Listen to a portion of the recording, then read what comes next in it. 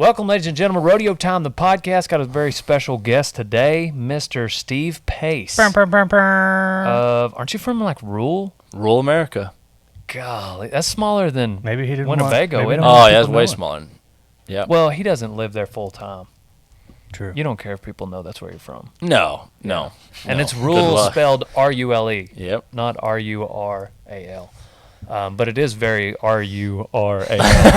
It is that. Yes, it is. Like, you may not know that you drive through it. Yeah. Much like this town. Don't blink. Yeah. We're going to tell his story. He's going to tell his story of what it was like to become a Marine Reconnaissance sniper. Right? Or would it just be a Marine Recon and then your job as a sniper? Well, Marine Recon was my job, and then sniper was just associated with it. So it was another additional tools jobs in your belt. Correct. There you go. Yeah. That'll work. But you could do it all.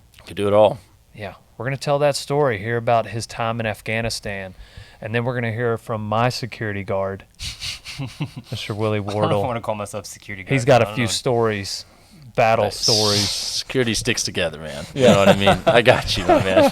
We're at the head of the table for a reason. Game, you know what I mean? recognizes game. That's right. Game recognizes game. Absolutely. You know what I mean?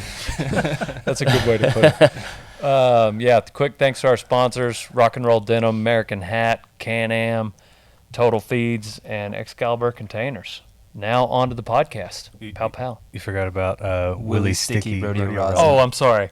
Willie Sticky Rodeo Rosin. So Sticks. we talk about Steve potentially getting on a bull.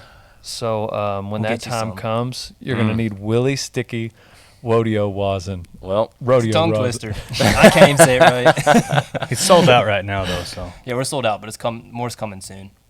Stickers and caps can be available on dalebrisby.com. You bet. It's a matter of time. Roll the footage. Rodeo time. Gotta get her on down the road. I did one of these with Chase Outlaw and Derek Kobaba, PBR bull riders. okay. And never hit record.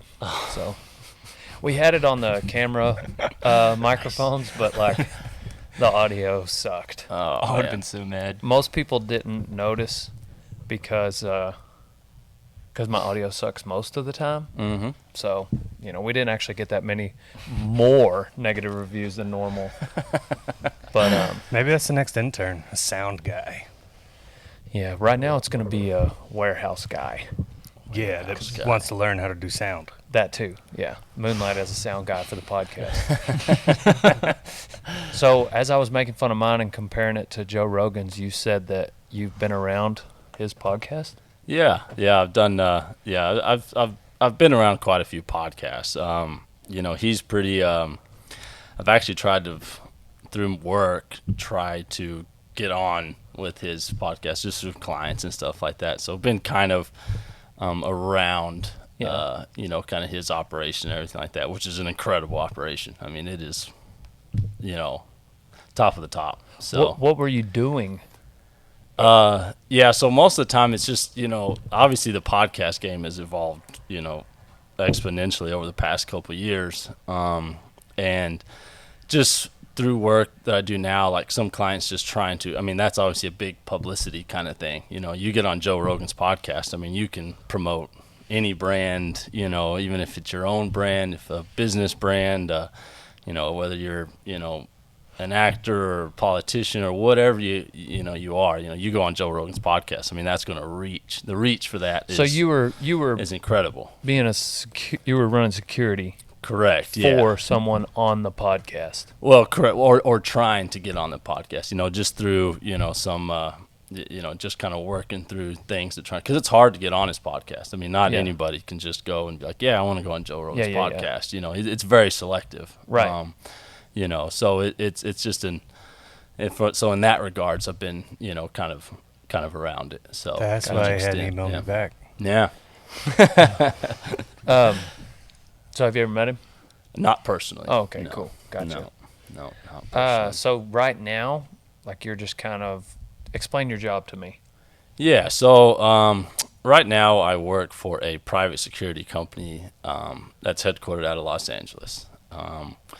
what I primarily do right now is a lot of executive protection stuff. So you could kind of dumb it down into being a bodyguard essentially for the private sector. Obviously, everybody kind of knows the public sector as being the Secret Service. You see those guys all over the place, all over the news kind of thing. And that's the public side of everything. Yeah. The government side. So what I do is I'm on the private side of it. So it's a little bit different, a lot of the same type of work per se, but it's just different on how it's formatted really. Gotcha.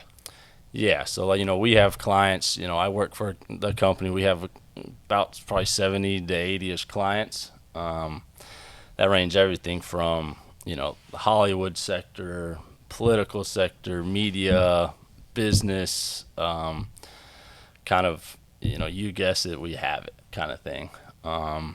And so I basically travel with clients all over the world, mostly in country, and basically they're bodyguards.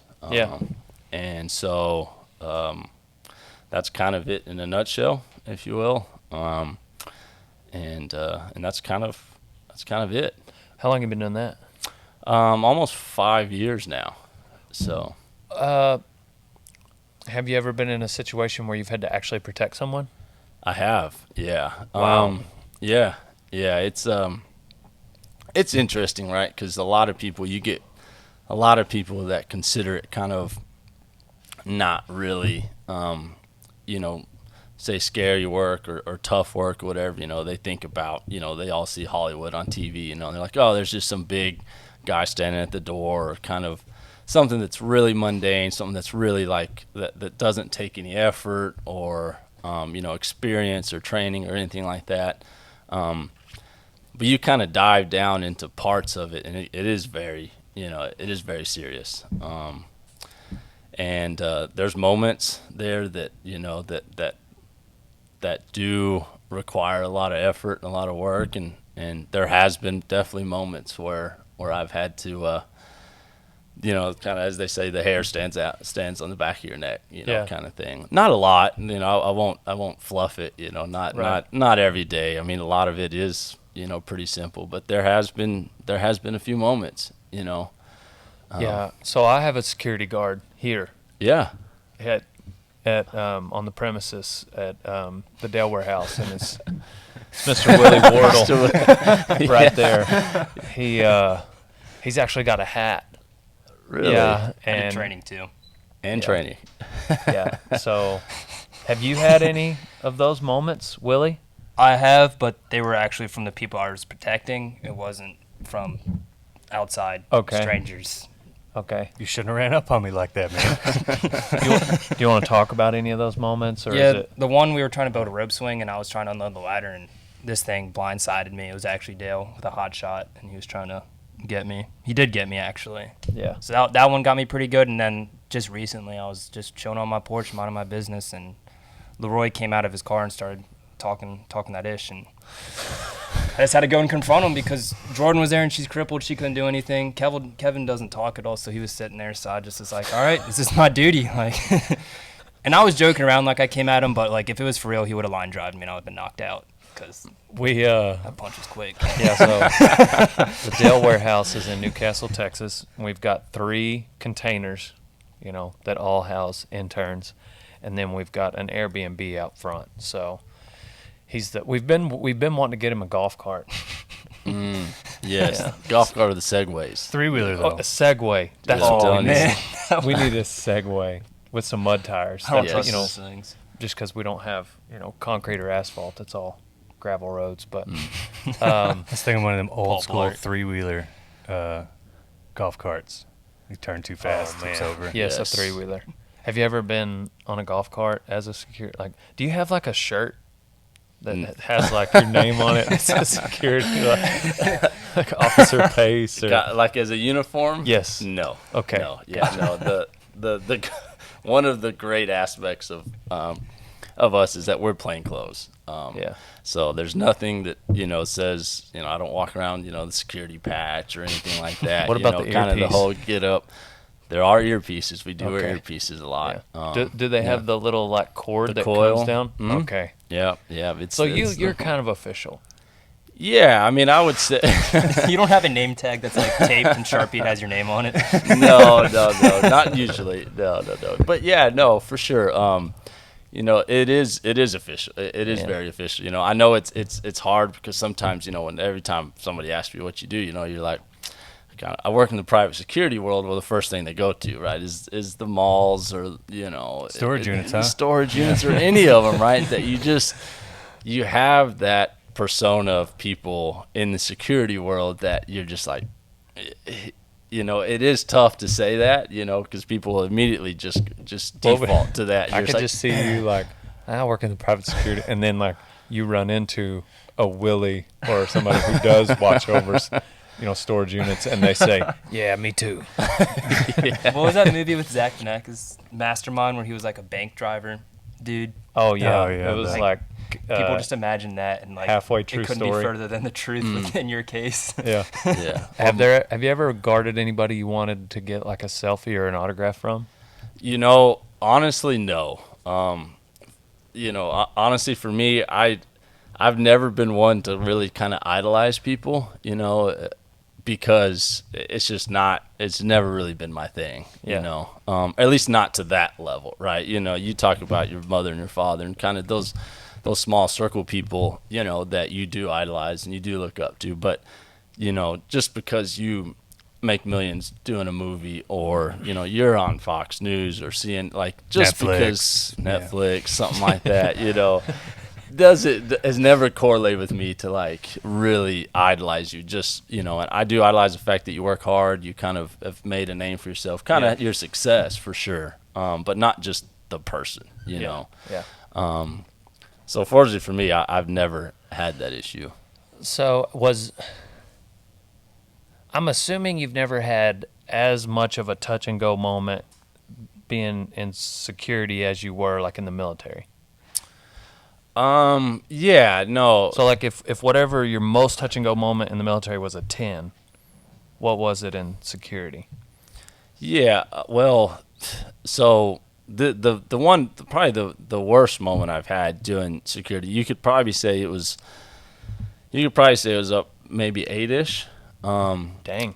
Yeah, so this, and I can talk a little bit about it, but we were in Mexico, is where it is Okay, kinda, so you're already at a 7. we're already there, right? I mean, Cross you that already line, kind of go. You're already at a 7. Yeah, you already go there, and well, I was going into Mexico with a team, and there was quite a few of us. There was probably, I think there was 7 to 12 of us or so all together. And for us, there's a lot of logistics involved with traveling international, because we can't operate internationally like we can domestically. So that being said, right, you're talking about gear, guns, anything like that. Your legal authority to do a lot of things, all that stuff goes out the window. So you have to rely on, local assistance, right? Mm-hmm. In our case, it was Mexican, security, Federales. groups, something like that. Okay. Yes. It's hard, something like that. But anyway, so we have to rely on them for so much. We rely on them for weapons, for gear, for, being able to be like the legal, do all the legal groundwork there. And so anyways, we were going in there, excuse me, and we were doing some operations there that weren't per se going on vacation. We were going there for the purpose, for a certain reason, to do things in that country, for the betterment of, let's say, certain civilians there. It was a very unique detail, but we went there, and the operation that was going on required us to go into a lot of different parts of Mexico that I would say that you kind of, you hear on the news, right? You hear, those just really rough, tough places that, people can tell you about them, but you never really understand them until you're like there in the, actually there. So we were going there and doing some operations. Well, we had to rely so much on the federales, local police, just anybody with a legal authority that we could use to help us. And so it would turn out to be the fact that we would rely on them to do something. Hey, we need this, say, street blocked for this reason. We need to be able to come in and out of here, freely, because this is how we all stay safe, right? And there's issues where you have to, money talks in countries like that, right? Dang. You gotta pay off certain, people and cops, and it's it's anything goes down there, So you do that, and the issue with that is there's always the fear, of another authority, whether it be another cartel, whether it be, anybody like that would come in and be like, hey, no, why are you more? I'll pay you more, right? I'll pay you more or else, right? And then the or else is, you guys can pick and choose what that is, and so that fear and intimidation sets in, and then it's just sides against sides, on a money, war or intimidation war, whatever the case may be. And it gets pretty hairy, people start turning their backs on you. People kind of, start throwing you out to the wolves, kind of people start talking. And so during that whole operation, it was a constant battle, between, I would say, our side and their side, right? What we were doing and what they, what locals were doing, to keep the peace somewhat, right? Because there's such a heavy influence of cartels and, kind of the law of the land down there, that you don't disturb and you don't go into these people's neighborhoods or these people's houses or this part of the country. There's just so many different, kind of things down there that you don't really understand. And so anyway, that operation was a constant kind of struggle in that regards. There's moments where we had to kind of pull out, stop, readjust, cut things short. And it was luckily, nothing, serious came about it. Because, fortunately we were just good at what we were doing at the time. And I was with good dudes. So in that regard, that was probably one of the worst times for me, and we were there consistently for a good amount of time. Was it like I feel like, just listening to you talk about 7 or 8, 12 guys, feels like it's kind of Sicario, like when they are driving and they cross, because they had to be assisted by, obviously it's not a true story, but I'm just saying, like, that setting, that's what I visualize, driving through that city. Yeah, and to be honest, that's really kind of what it was. We traveled in, up armored Suburbans, right? You see 3 or 4 of them, the black Suburbans, automatic guns, the, kind of super heavy. We traveled extremely heavy, and we had a lot of people with us, a lot of personnel with us, and, it was, line up, kind of this, that, and the other. There's a lot of tactics into it, and it was similar to like that. I know, I kind of thought the same thing when I hit the ground there, because I had actually gone in advance, kind of what most people would think, kind of, I don't know if y'all heard this story, when they were making the Narcos, like location scouts, right? Yeah. That go into certain areas first and kind of scout the location, see where we can film this, that, and the other. Well, that was actually my job that trip, and I had gone there a couple days early, and I was scouting everything, right? We call it, what we call in the security world is advance. So advance work. So it's people that go prior to whoever's, traveling, whether a client or anybody like that, and we go and advance everything. So we go and scout hospitals, locations, streets, buildings, police You do that alone? stations and stuff. I do, yeah. Yeah. Most of it can be done alone. It's obviously a lot handier and nicer when you have more than one person, but one person can definitely do the job. Yeah. And so I went there and I did that, you know, and I kind of, you know, I wasn't security, you know, I was just a guy vacationing, Yeah. you know, to an extent. So so it was intense, Yeah. you know, and it was How pretty long neat. were you in Mexico? We were there, I think almost a week-ish, Yeah. maybe. Dang. Yeah, from the moment I got there till we left. Yeah, it was probably a week, I think it was. Dang. So it was quite a bit of time. You know, like talking, like running a company, I feel like, or any business, you know, one of the things I have to deal with is people. And, you know, when somebody doesn't get along with the other person, or this person has, you know, this personality trait that fits the group or doesn't for whatever reason. And, you know, you kind of have this clash of minds and attitudes, but you all got to come together to accomplish a certain goal. And I've been thinking a lot lately over the last couple of months, like, you know, thinking about like military. Whenever you said it's 7, 8, 10 of y'all going over there, it's like I'm thinking, you know, as a leader of those guys, you try to keep morale and you try to keep, you know, the group cohesive, and you work as a team, and you all want to get along. But I imagine that, you know, there were probably some people in there that were really good at their jobs, but they might also be an asshole or something.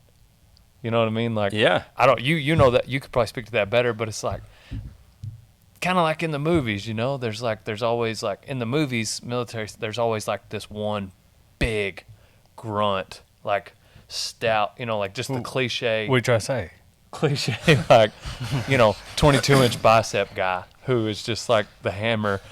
I used But to. whether he is or isn't, you know, a kind fellow, you know, whatever, or just like Stone rocks. the one guy off to the side that's like super quiet, but they're all good at their job, and that's Yeah. the purpose. Yeah, absolutely. You know, it's interesting you say that, because that is, you know, that is one of the things about the military that is so really unique, honestly.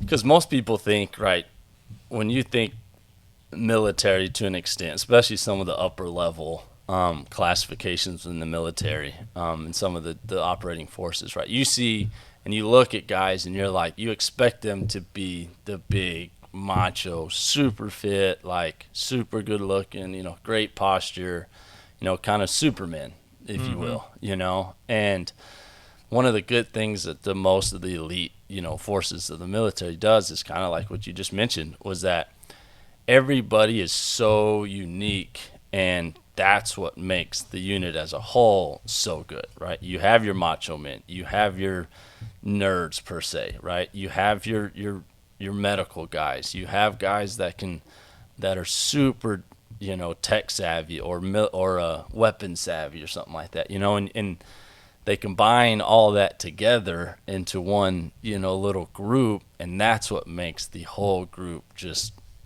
you know, as good as it is. So it is a lot of that, you know, absolutely. Yeah, imagine that, like, I can see myself becoming really good friends with someone because we have a lot of similarities, or a similar, you know, maybe the same morals, the same upbringing, same beliefs and goals, visions, or because we went through this really tough thing together, but like we're polar opposites, you know, but we created this bond because we almost died together, you know. Like I could see, like, and to me, I mean, that's what ultimately I feel like that's what you get at a lot of the end of those movies. Movies are all I have, you know, because obviously I didn't go over there, but like you see those guys, like the meathead mixed with like the nerd type. By the end of it, they're best friends, not necessarily because they're so similar, but because they went through this thing together. Yeah. I guess a week in Mexico may not be long enough. No, it definitely is. I mean, I don't think you can necessarily categorize it as a time thing. Now, yes, there is the more amount of time you spend with somebody, whether it's in a good situation, hard situation, bad situation, like there will be a different relationship that comes out of that. Mm-hmm. But yes, it's one of those things, you know, I know sometimes people float around, you know, like misery loves company kind of thing, you know, and to be honest, through my experience, like the harder something is, or the more painful it is, or the whatever that case may be, if you're with somebody during those times, it creates a deeper level of of relationship between that person and or So people. even boot 100%. camp maybe. Yeah, no, Yeah. absolutely. I mean, boot camp was definitely boot camp. Obviously, for me was kind of the first initial kind of span of time that was hard, that I developed a lot of the relationships. What year and is then this? When did you get started? Let's just tell that story. Yeah, so I went into the military in 2008, August of 2008. So I graduated high school that year in May, and then I finished out some football all-star games, that summer, and kind of wanted to, a month or two there summer, and then I went in August of 2008 was when I went to boot camp. So started in August, graduated in October of 2008, 3 months. I loved it and hated it at the same time. Yeah. It was a great moment of time, for me.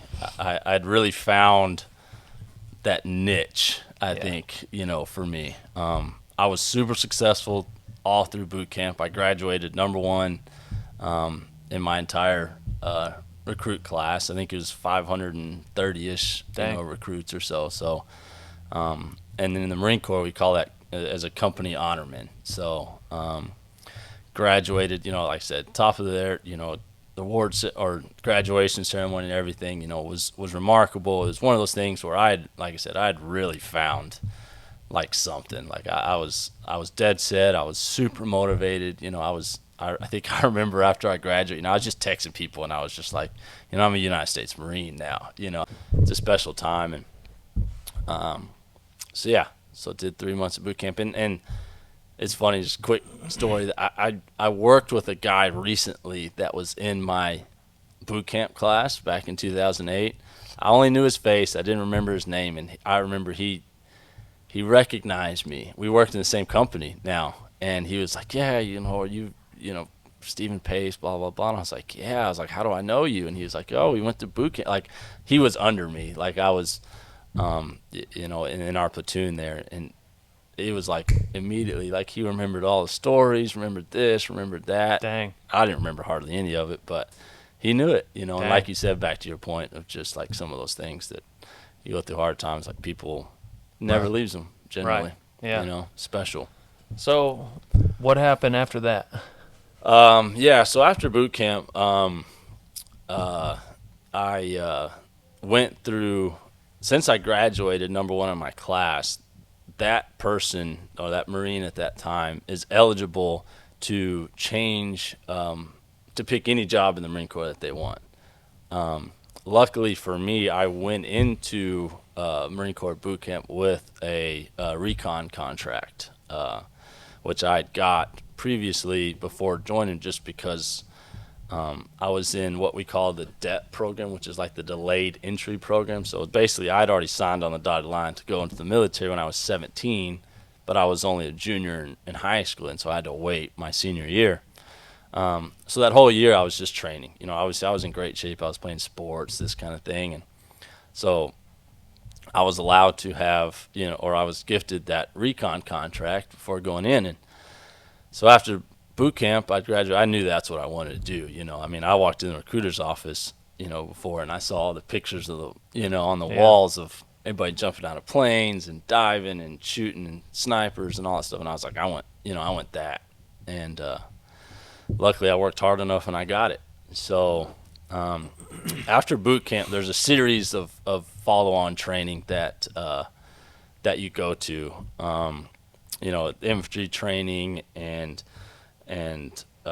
which is what I went through because I had a combat MOS at the time. I know I was listening to your podcast with Ross. He was kind of explaining some of it. And he went the other side of the house, which is the School of Infantry, and then I forget what it's called, but there's two little avenues there. You go one for the combat guys, and then one guy's for kind of the the other parts, of the Marine Corps, all the support and stuff like that are super, like, super necessary. And obviously the Marine Corps can't operate, any military can't operate without the whole collective, Right.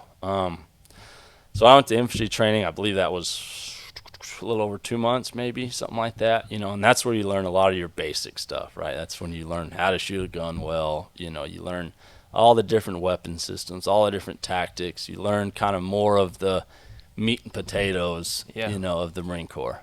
Boot camp is kind of all the customs and courtesies and learning how just to, to become a Marine, essentially, So then you go to School of Infantry, and you learn all the meat and potatoes.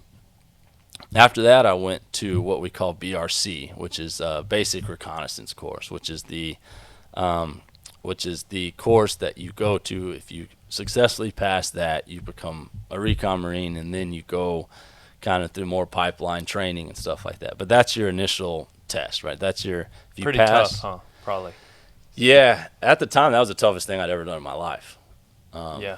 Without a doubt. For a variety of reasons. One, I know if you ever talk to a Recon Marine, the one thing they'll talk to you about is the water, right? Is swimming. Yeah. Which is such a unique kind of thing. The only two that, I say the only two. The two kind of branches that really hit on water and swimming a lot, right? Especially in their indoctrination training, is the SEALs and Recon. Just because they're such an amphibious-based Right. organization, right? And so the amphibious part of Recon School was by far and away the hardest thing I'd ever done. Dang. In my life. The running and the shooting and the humping a lot of weight, that stuff, it was hard, but it was something I knew I could do. Right. The water stuff wasn't. I remember there was times I'd call home, and I think my mom could remember this to this day, and I'd call home and I thought, I don't know if I can do it. Yeah. I don't know if I can make it. It was tough. Dang. I think now, which is the same as it was when I was in in order to even get a slot into into Recon School, there's there's an NDOC screener that you go through before, and that's pass or fail. If you fail it, you don't even get a shot to go through the 3-month course. And it's basically our Marine Corps PFD. So it's like the 3-mile run, max. What you got to do? How fast?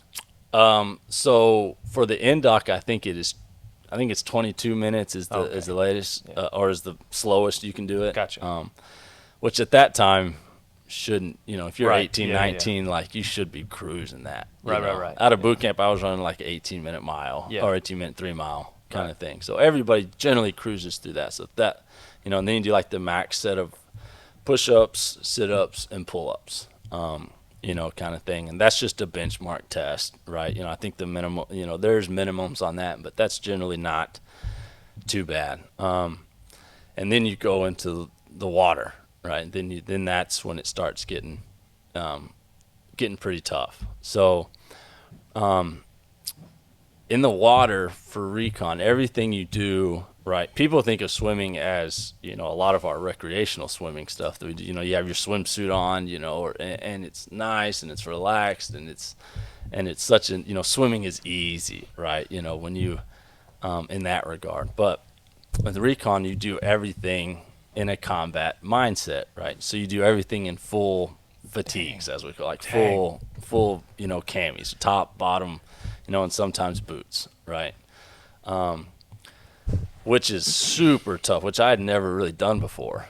I'd never done that before. And so it was a huge shock to me, because I was like swimming. I was like, yeah, cool. I can breaststroke, I can swim. I can swim to here at the end of the pool, and I'm not going to drown. Let me get some wake shorts on. Yeah, absolutely. Board shorts. You know what I mean? So it was, I in that regard, I was like, yeah, I can do it. But then they start putting on that all your gear and whatever, you're fatigued. And then it just changes the game, because then you're just, you're almost, it's tough. It's really tough. And so the NDOC with that is, I believe it's still, it's like a 500-meter swim in like less than 15 minutes or something like that. You have to do a rifle retrieval. You have to do a 500-meter swim. Yes. Yeah, 500-meter swim in I think it's less than 15 minutes. I think if I'm remembering right. It's like a third of a mile. Yeah. Is it not? Well, yeah, mile 1,600 meters. So yeah. Dang. Yeah. Yeah. So you have that. I used to swim at the rec in college. I'm not saying like I'm an expert swimmer, but I would swim as a workout. Yeah. Only because it was so difficult for me. I could get a really good workout in a short amount of time. And I would go I want to say 50 meters maybe, but I would almost die at 48, So then so I'm imagining like a drill instructor pulling me out at the 100-meter mark and cussing me, but I can't hear him because I'm borderline dead. Anyway, continue. Right, yeah. Because most pools, I think, most recreational pools are maybe 25 meters, maybe 50, I think, one way. Dang. Right. I think, something like this that. one at A&M was like 50 one was like way. an Olympic. Yeah. Was it? Yeah. It's a pretty big, Okay, it's yeah. an A&M pool, so it's pretty big. And but some of those might be, I think, 100 or so. Like, this some ain't of no them are junior pretty college big, pool, you know what I mean? okay? So I might as well be a Marine. You know what I'm saying? That's right.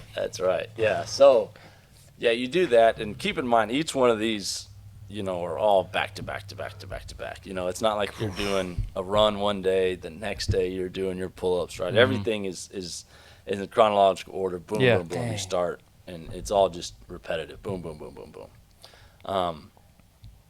And so you do 500-meter swim, what we call a 25-meter underwater crossover. So that's where you go underwater and you swim, right, 25 meters underwater, kind of thing. And like I said, still on all your same, full cam fatigues kind of thing. So you do that. You do the rifle retrieval, which is where they drop a rifle at the bottom of the pool, and then you go down and pick it up. And then I'm not sure, but I think there is there's you have to carry that rifle a designated link to the pool. You go up, you retrieve, and then you obviously have to just use your legs and swim with that rifle. And then you have to do a 30-minute water tread. Wow.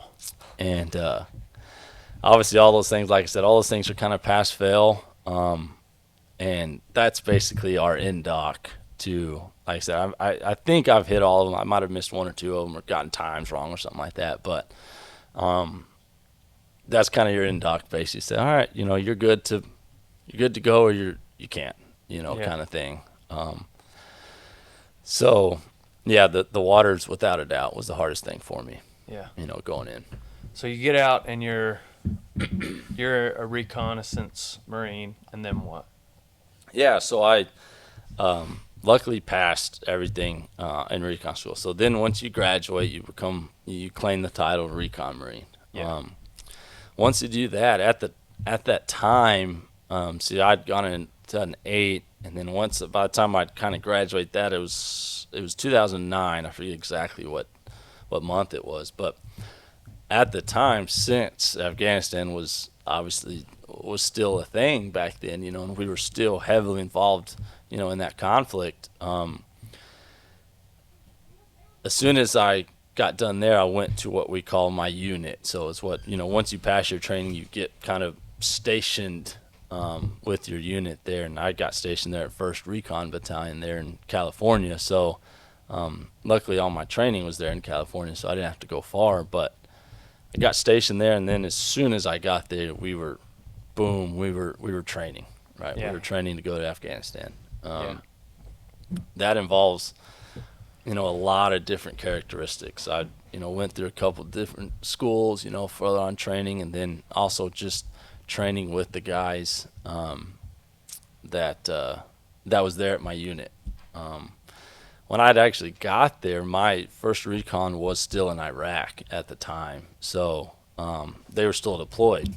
So there was a few of us there that we were kind of, we were waiting on all those guys to kind of come back, and kind of in that. And so But when they got back, like I said, we hit the ground running, and it was just training from there on out, Dang. Yeah.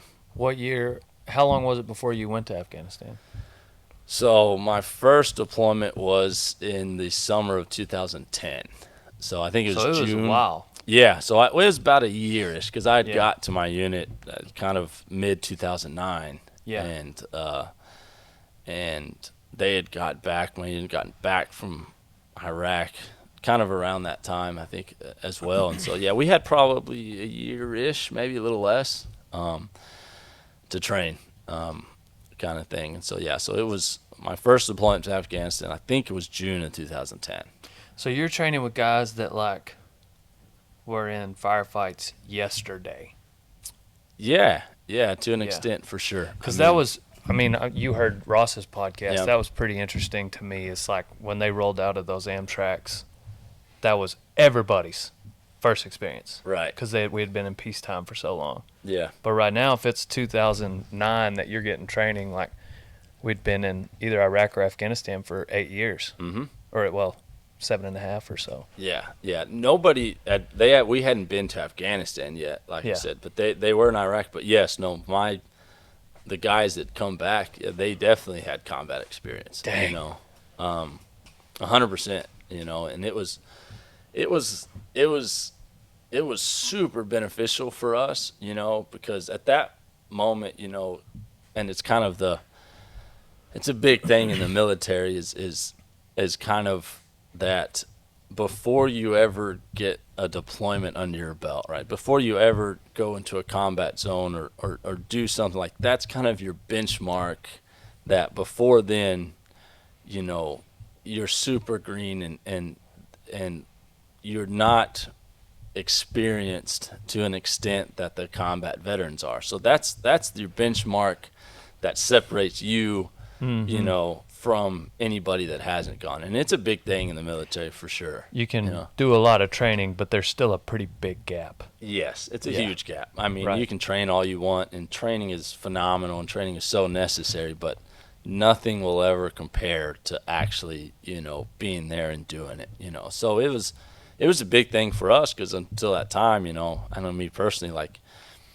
you think that, you know a lot of stuff, and you've been through hard training, and you're physically fit, and you're motivated, and you're like, man, I can do anything, right? But then you get a big dose of reality when people, that you meet or operate with or train with have been there and done that. It's an eye opener, and you realize the difference between and how necessary that is compared to not being there. So it was good for us to have those guys. I'm curious your thoughts when you heard Ross's story about the first time you get shot at. Did you duck? Yeah, well, to be honest, the first time that had happened to me, I really didn't know what was happening. If I'm being honest. So it caught you guys off guard. It didn't catch us off guard. That was just the first time I had ever heard or experienced something like that, and I think I can remember, like, I have such an awful memory in some of these things, but I think I remember, you turning to my buddy and being like, is that what I think it is, kind of thing, because I remember the first time that had happened to us. We had inserted at night, into an area, and we were kind of moving throughout the night, right? And at the night, when you move and operate at night, it's relatively peaceful, right? Because, most people are sleeping, most people aren't operating at night, at least the enemy wasn't. And so we had done a lot of stuff overnight, and it wasn't until that morning, right, when the sun comes up, everybody wakes up, everybody understands kind of what's going on, that my first firefight happened, Dang. And yeah, it was chaos for sure. I mean, because there was a lot of guys that had been there, as far as in combat situations, but there was a lot of us that hadn't, so that was a lot of our first time really. How many of y'all were there around? So in Recon, we operate in small teams. So a platoon in in Recon consists of like 18, basically.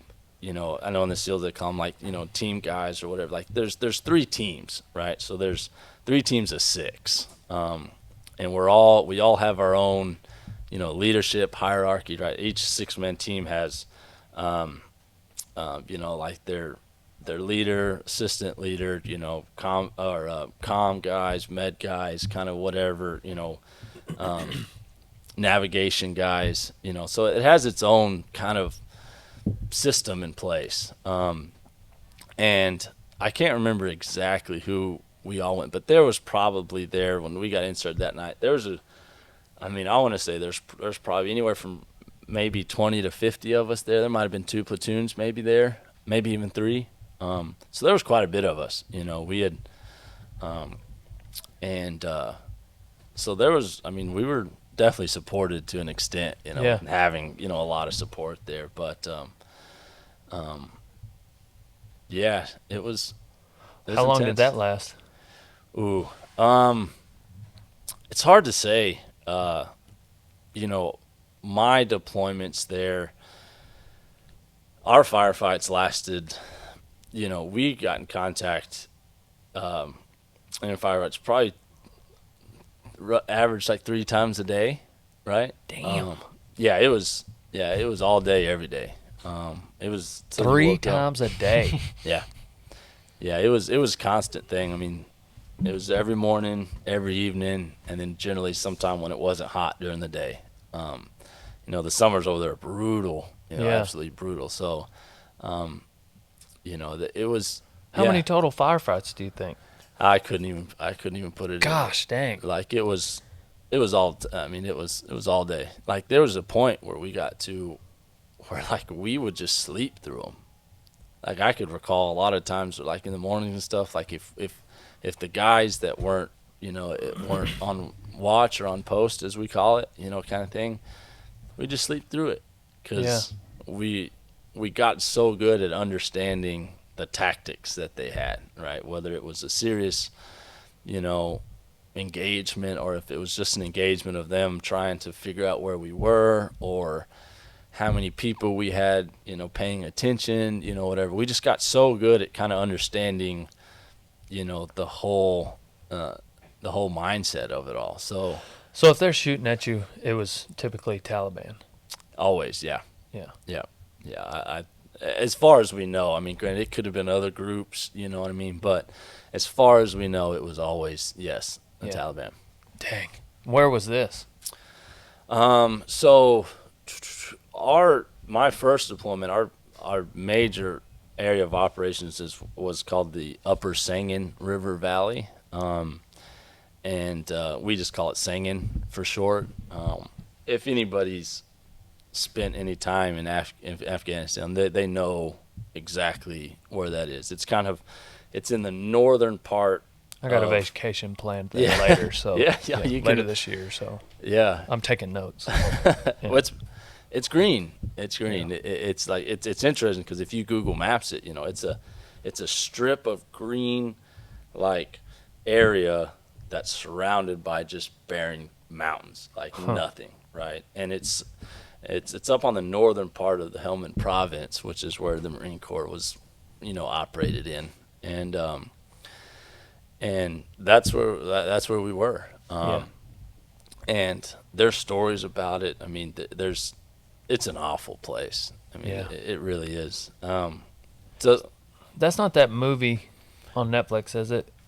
which one? Well, Oh, with Clint Eastwood's son. yeah. What's that one called? Or it's in a Outpost. I valley. think it's called Outpost. Okay, yes. So the outpost, that was the Army, if I'm correct. Yeah. I don't remember. I didn't. Yeah, I I'm haven't pretty sure they finished were it Army. yet. I just Yeah. started it the other day and I haven't finished it. I don't think I've actually. I didn't I finish guess either. I haven't seen watched that some then. of it. Yeah. Maybe I haven't seen that. But there is, I think that one's referring to a different area of operations for the Army. I'm not too familiar with all the, the Army and the Marine Corps had different areas Right. of Afghanistan that they were operating in. Army was definitely up north, kind of up in the mountains and stuff like that, and kind of outside Helmand Province a little bit there. So I think it might be different. It might be close. It's obviously up northern, kind of up there, getting close to up there. But Yeah. yeah, it's just a bad place. Yeah. Where's Kabul in relation to all that? So cool, that's a great question. Honestly, I never even saw Kabul ever. Gotcha. Yeah. We operated up in Sangin, like I said, and a few other parts there. And Helmand, geographically, man, it's been, so long. I want to say Kabul is like in the southwestern area of the country. I may be wrong on that, but it's, the way Afghanistan's kind of shaped, it's kind of, kind of. You don't necessarily do like a social studies type class on the geography and the history of the country. I'm sure it's more about like fighting this enemy in the country. Well, I used to. I mean, I did. Yeah. We did like. But back you forgot in the it because you got a bad memory. I have an awful. I mean, that's part of it. A lot of it too is that, a lot of stuff for me, I've kept it in that time frame. You know what I mean? You were able to just kind of like leave it behind you. Yeah, I kind of compartmentalized it a little bit. Kind of. Like I said, during that time, I mean, I knew everything. We knew everything about anything over there, Yeah. But since then, I mean, I've compartmentalized it to a degree. Right. To being like that. That whole time of my life was there, and now we're. That's kind of how I am with like my third grade year. So I just had a rough girlfriend, and times were, and I see old classmates that bring it up, and I just don't know what they're talking about. Remember, redheaded girlfriend. Oh, I've yeah. tried to, She beat you up. I had, and I wrote letters to her, which she brought back to junior high. She left the town, but then came back in junior high. Read them to the whole class. And read the letters to my class in junior high. It was devastating. Yeah. And it was something I had blocked out of my life. So comparable to Afghanistan. you and I have a lot of similarities in how we block out some of those unwanted memories. You have similarities with him in your security field, and I do in my memories I don't want in my mind. What he does is the furthest thing away from what my security experience is. Okay. Well, anyways, so maybe it was Mitch or somebody at one point told me that you were a sniper. I was a sniper. Yeah. So what would you weren't though, like in that first firefight? No, scenario? so I didn't get to go to sniper school until after my first deployment. Okay. I'd come back, and it's kind of the way it kind of works for us a little bit is once I talked about the whole like you're not really a whole lot until you go on that combat deployment, right? And then you get some seniority, you get some leverage, and in the community and stuff like that. So before then, you kind of just got to do what they tell you to do. Yeah, you're kind of a basic guy. You don't get a lot of the perks that the older guys get. So when I came back from that first deployment, I got to go to sniper school. That was obviously one of the top things on my bucket list. As a kid, you grow up, playing, right? Kids now play Call of Duty, kind of whatever, and everybody kind of the sniper kind of mantra, the community there, like it's just one of those really neat, unique kind of things that everybody, it just seems like everybody gravitates to. Everybody's like, man, that's just so cool. And so, yeah, fortunately enough, I got to go to sniper school. Sniper school is another 3-month long course. I did it out there in California. I said that up until I went to recon school was the hardest thing I'd ever done. When I got to sniper school, that was the new hardest thing. Wow. I'd ever done. Dang. Yeah. Did you have to like practice like a lot of the like crawling 16 miles kind of stuff? Yeah. So that's what made it so hard for me. I mean, I'd grown up shooting. Right. We grew up, not far from here, and so I'd grown up shooting out in the wilderness, kind of, doing things, hunting. So, like, shooting a gun and stuff wasn't too of an issue for me. It was hard to understand a lot of the intangibles that go in with long range shooting. Shooting, as they say, shooting out to a mile or so.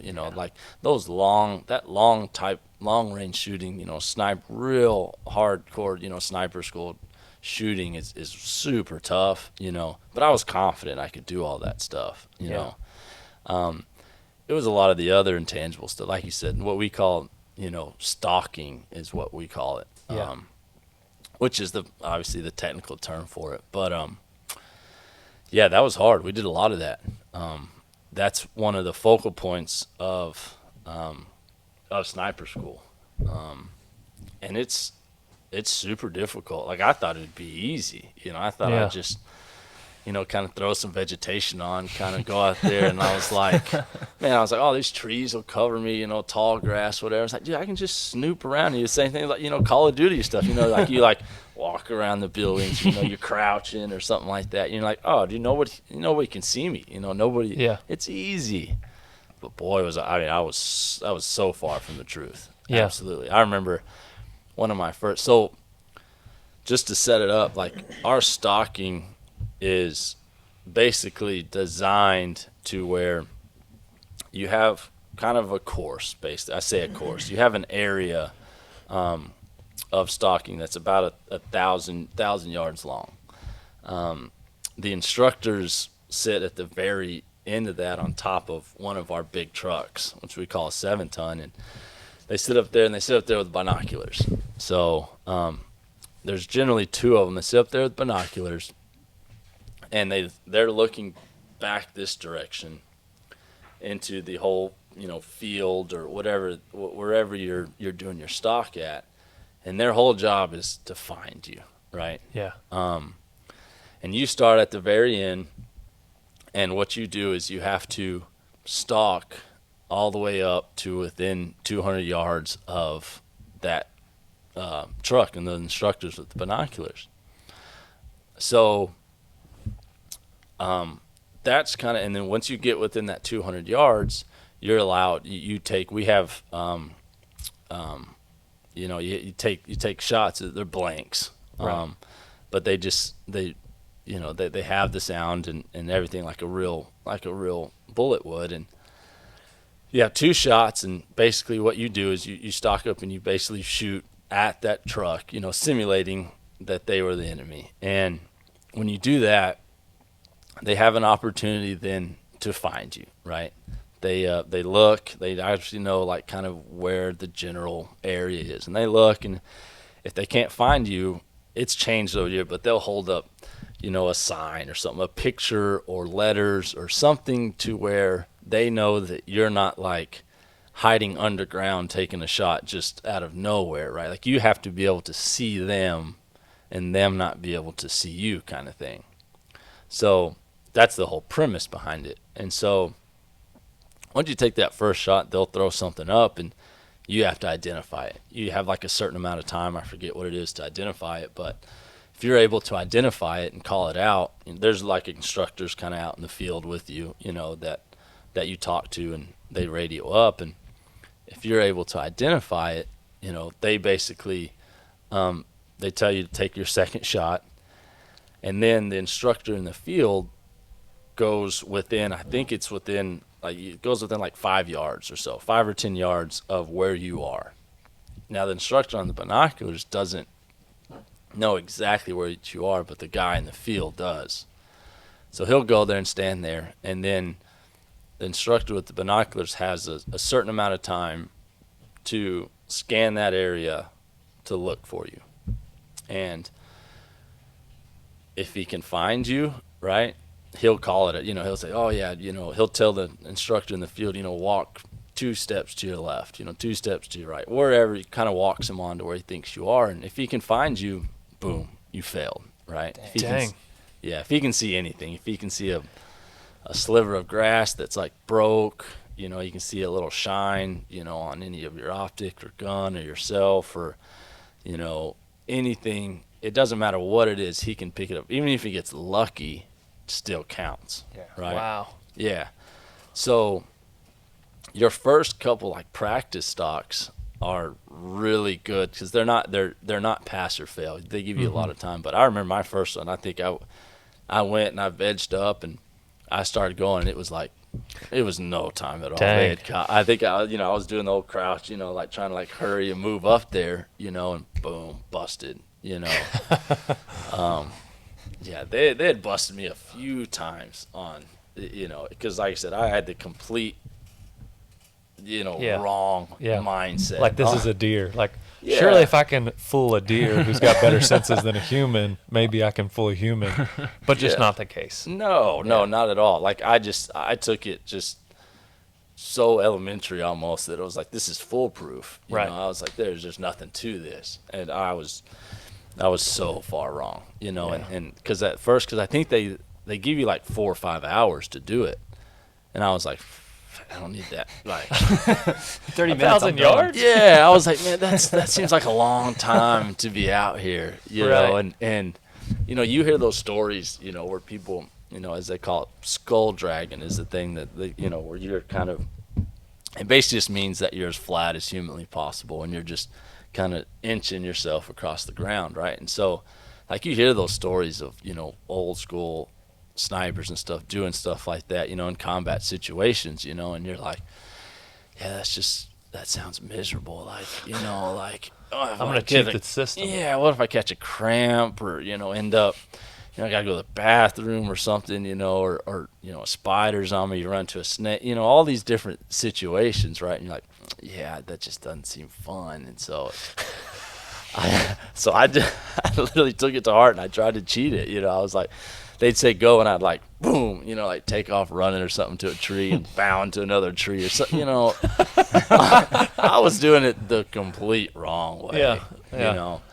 And until I learned, I basically Right. just had to be like, yo, like this is gonna be the death of me if I don't do it. And then you learn and you realize how technical it is. Did you ever have to crawl in actual combat situations? Yes. Yeah. Dang. Yeah, absolutely.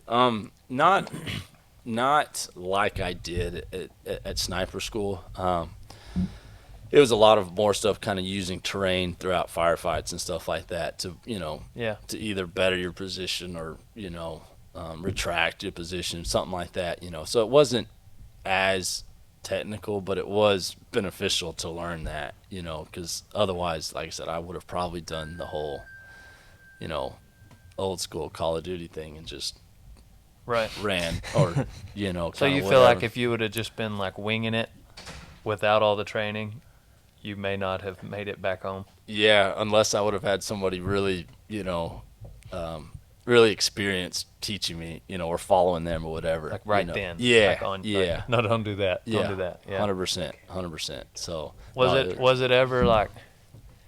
So in your sniper situations in actual combat, was it more of like this enemy is way far away, and so you're in a situation where you're able to shoot something way far away, or is it more like before you leave the base, you're going after this particular person, or both? Yeah, it can be a mixture of both. Most of my experience was like having snipers, as recon marines, like we were having snipers like in our teams and stuff, allowed us to carry, our long range guns, right? It allowed you to carry all the sniper guns that we had.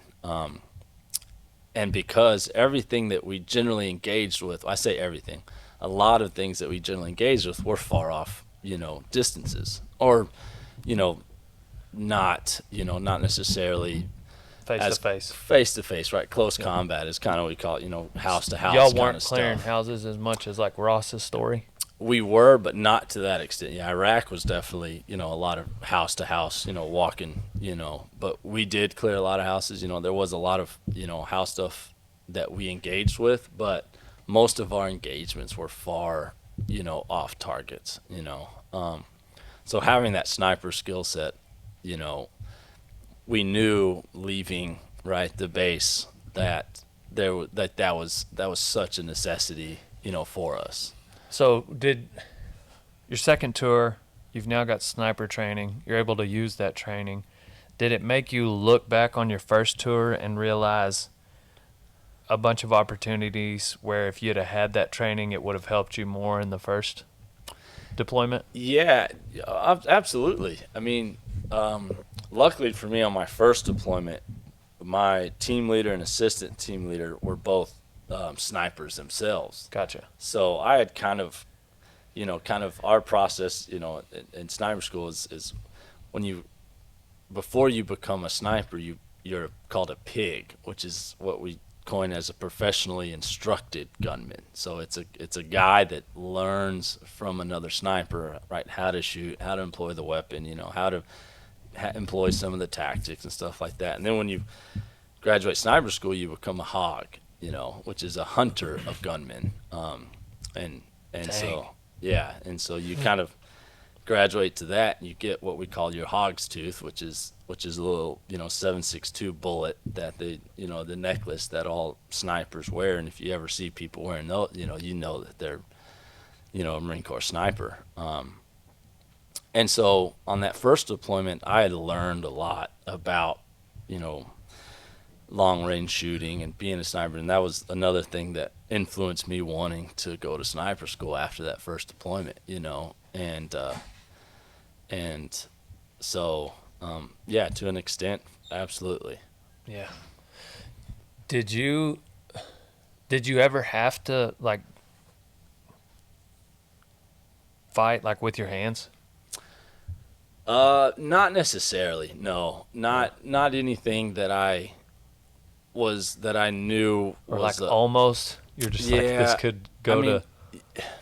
Yeah, not really. I mean, Yeah. we did a lot of the stuff that we did was fortunately, like I said, we did have a lot of, interaction and close interaction with locals and Taliban and stuff like that. But it was never a situation where, I didn't think that I could handle this situation. Yeah. It was never really a surprise, at least for me personally. It was never if we were putting hands on people or doing stuff like that, it was generally speaking like a cordial kind of thing. It's like police or so. It's it was in some situations where it was we'd gone into a house, we had overpowered whoever was there.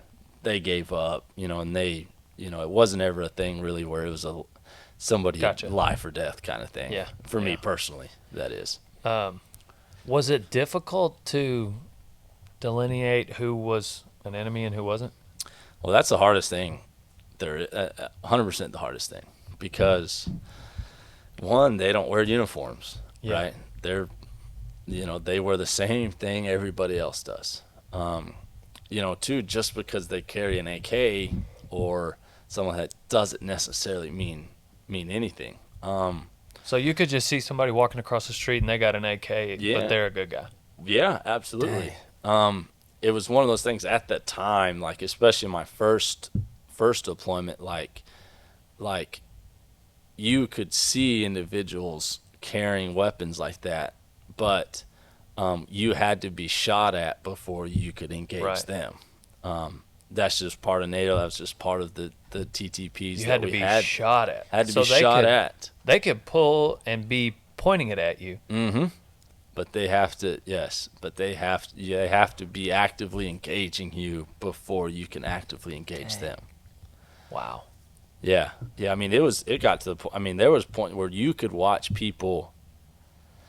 A Taliban in placing IEDs in the ground and know where they were, and we weren't allowed to just engage them, right? We were obviously, made note of that, and we were able to drop a pin on your iPhone. Drop a pin on the iPhone, right? Google Maps, send somebody out there. Whoever. Hey, there's a bomb here. Yeah. You'd share it with somebody and say, hey, why don't you, there's this cool place, go check it out, kind of thing. But send in a robot first. Send in something like that, correct? Robot, whatever have you, and they would go and they could disarm, that explosive device.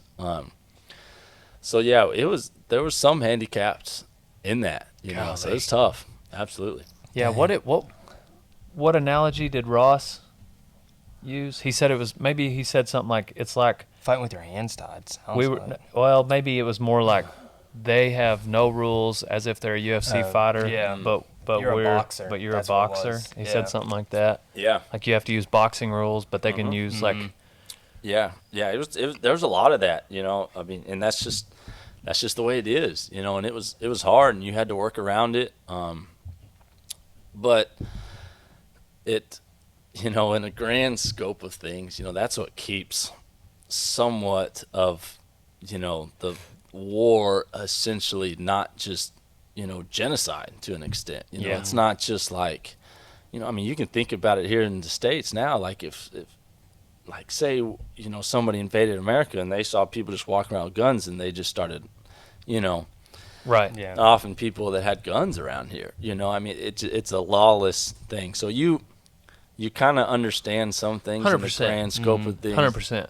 Even it doesn't matter how hard it is. It just right, and it's like when you try to make a rule for all these situations, there's always going to be things. I would assume there's things that pop up where you and whoever made the rule would agree, hey, this should be an exception, but because they don't have time to talk to the boss, you just have to like watch it play out and then hope that you're on the winning side. Yeah.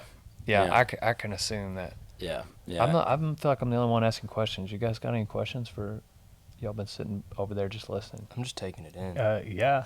Good stories. What are you talking about? You got, but I'm saying, you got any questions? No, I'm still processing. What are Marine Raiders? I've heard. I know they're pretty like they're around during World War II, and then I thought I saw something about them being brought back. Like, Yeah. What's the difference between them and Recon? Yeah, so the Raiders, like you said, were they were old school. Yeah. Kind of old school in conjunction with Recon. Okay. And then they did away with them. They did away with them. I don't know exactly when. I don't exactly for how long, but they didn't come back until roughly when I was kind of starting to get out. I think back in maybe, well, I say that. I think it was maybe around 2010 or so ish, and they kind of brought them back. They kind of stood them back up. The difference between Raiders and Recon are technically what the Marine Corps has never had a Tier 1 operating force, which is Tier 1, which would be like the top dogs, which is like SEALs, Delta, right? The super, SEAL Team 6, and then Delta, right, are the, at that level. And so the Marine Corps has never necessarily had that. Recon has always been Tier 1, like capable, special operations capable, and that's always been the Marine Corps' asset in that, because we have Recon and then Force Recon as well. But when the Raiders are supposed to be or implemented to be Marine Corps' equivalent of right SEALs, SEAL Team 6, Delta, all that, and so it's a relatively new. Reinvented organization, but they are technically now the like I said, the equivalent of right SEALs, SEAL Team 6, and Delta up there, and so it's kind of the Marine Corps' push and kind of that a lot of the guys that I was there with, they all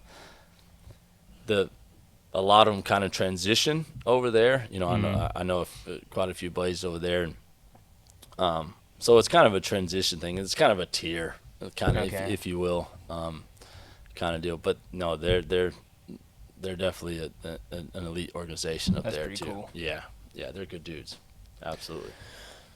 So I feel like with people, this is just a quick observation, but like I feel like with what little observing I've had of guys that have the few people I've known that have been in combat, it's almost like Ross is the one I've had the most interaction with, and him, like there'd be like stuff happen in our lives rodeoing, or he's at school, at work, whatever, after he got back from Iraq, where like if something went wrong, he was always comparing it to, is this life or death? And it was no big deal. And so that was always neat. Like Ross just never got worked up about stuff. Very, very seldom. I don't remember, if any time, like him just getting like throw something pissed off, I got him there a couple times.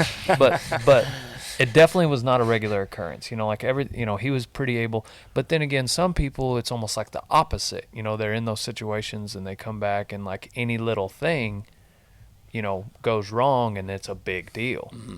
Like what do you see as the different? Like what is it that makes someone go the route Ross goes rather than like everything's a big deal?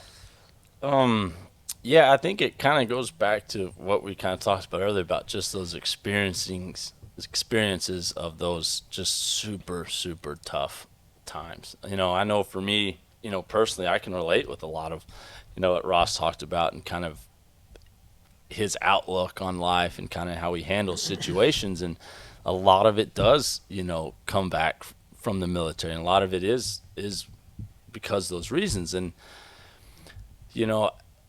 for me personally, it comes down to when you've been so close, to life and death situations, and you've been so